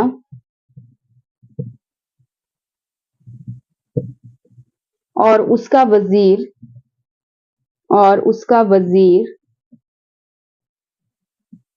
वरन चला गया। ठीक है, नासिरुद्दीन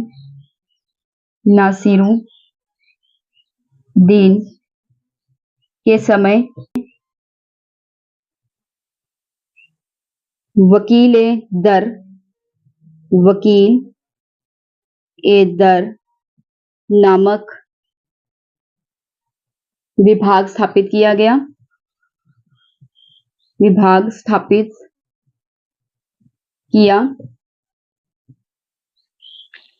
इसका कार्य सैनिक व्यवस्था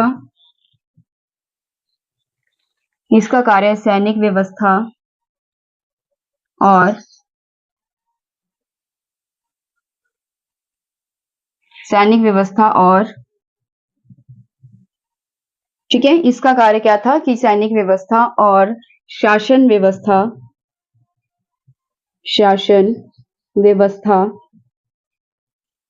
की देखभाल करना।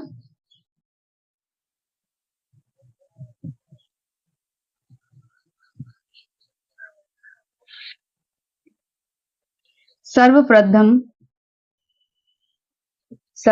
मुल्लू इकबाल जो कि नासिरुद्दीन का वकील था, मुल्लू इकबाल ने जो है गद्दी पर बैठा, सिंहासन संभाला, गद्दी पर बैठा। ठीक है, एक बार रिपीट कर लेते हैं। फिरोज शाह तुगलक जो है इसके उत्तराधिकारी के बारे में हम जान लेते हैं। फिरोज शाह तुगलक के जो है उत्तराधिकारी कौन बना था? जब फिरोज शाह तुगलक की मृत्यु हुई तो उसके पश्चात जो उसका पोता था जिसका नाम था तुगलक शाह, वह 1388 ईस्वी में गद्दी पे बैठा। उसका नाम तुगलक शाह था, लेकिन जब वह सिंहासन पे बैठा तो उसका नाम जो है गयासुद्दीन तुगलक पड़ा। ठीक है, गयासुद्दीन तुगलक के पश्चात जो है अबू बकर गद्दी पे बैठा, उसके बाद नासिरुद्दीन मोहम्मद शाह गद्दी पे बैठा था, उसके बाद अलाउद्दीन सिकंदर शाह जो है गद्दी पर बैठा था। ये सभी एक अयोग्य शासक थे, इनकी कोई खास भूमिका नहीं रही इतिहास में।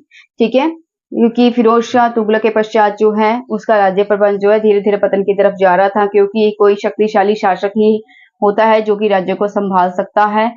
अगर कोई अयोग्य शासक आते हैं तो उनके समय में जो है धीरे धीरे उस वंश का पतन होना शुरू हो जाता है। ठीक है, तो जो फिरोज शाह तुगलक है उनके पश्चात जो है ये उत्तराधिकारी जो है गद्दी पर बैठे, जो कि अयोग्य शासक साबित हुए थे। नासिरुद्दीन जो है 1394 से 1412 ईस्वी में तुगलक वंश का अंतिम सुल्तान रहा था और ये एक अयोग्य शासक था। इसका जो वजीर था जिसका नाम था मुल्लू इकबाल। ठीक है, यानी कि नासिरुद्दीन के वजीर का नाम क्या है? मुल्लू इकबाल। इसके समय में एक हिंजड़े मलिक सरवर जो है उसने मलिक उस शर्क नामक उपाधि धारण की थी। जो नासिरुद्दीन है इसके समय एक हिंजड़ा था, ठीक है, उसने जो है एक उपाधि धारण की थी। उस हिंजड़े का नाम क्या था? मलिक सरवर। और उसने क्या उपाधि धारण की थी? मलिक उस शर्क नामक जो है उसने उपाधि धारण की। ठीक है, इसी समय 1398 ईस्वी में तैमूर लंग का आक्रमण हुआ। इतिहास में जिसे तैमूर कहा जाता है उसे ही तैमूर लंग भी कहा जाता है, यानी कि तैमूर का नाम ही तैमूर लंग है। ठीक है, इसी समय 1398 ईस्वी में तैमूर लंग का आक्रमण हुआ, जिससे पराजित होकर जो नसीरुद्दीन था उसने वह गुजरात भाग गया और उसका जो वजीर था मुल्लू इकबाल वह वरन चला गया। ठीक है, नासिरुद्दीन के समय में वकील दर नामक एक नया विभाग जो है स्थापित किया गया था, वकील दर। और इसका कार्य क्या था? यानी कि जो वकील दर नामक एक नया विभाग था इसका काम क्या था? सैनिक व्यवस्था और शासन व्यवस्था की देखभाल करना। ठीक है, दोबारा सुन लीजिए। नासिरुद्दीन महमूद के समय में जो है एक नया डिपार्टमेंट, एक नया विभाग स्थापित किया गया जिसका नाम था वकील दर। और इसका जो कार्य क्या था? इसका कार्य था शासन व्यवस्था और सैनिक व्यवस्था की देखभाल करना। फिर सर्वप्रथम मुल्लू इकबाल जो है गद्दी पर बैठा, उसके पश्चात जो है लास्ट में मुल्लू इकबाल कौन था? जो कि नासिरुद्दीन का एक वजीर है मुल्लू इकबाल, वह गद्दी पर बैठ गया। ठीक है, इस प्रकार से जो है उत्तराधिकारियों की जो लिस्ट है यहाँ पर खत्म होती है फिरोज शाह तुगलक की। ठीक है, और इसी के साथ ये चैप्टर भी यहाँ पर कंप्लीट होता है। वीडियो आपको कैसी लगी है मुझे कमेंट सेक्शन में जरूर बताइएगा। वीडियो अच्छी लगी हो तो चैनल को सब्सक्राइब, लाइक और शेयर करना मत भूलिएगा।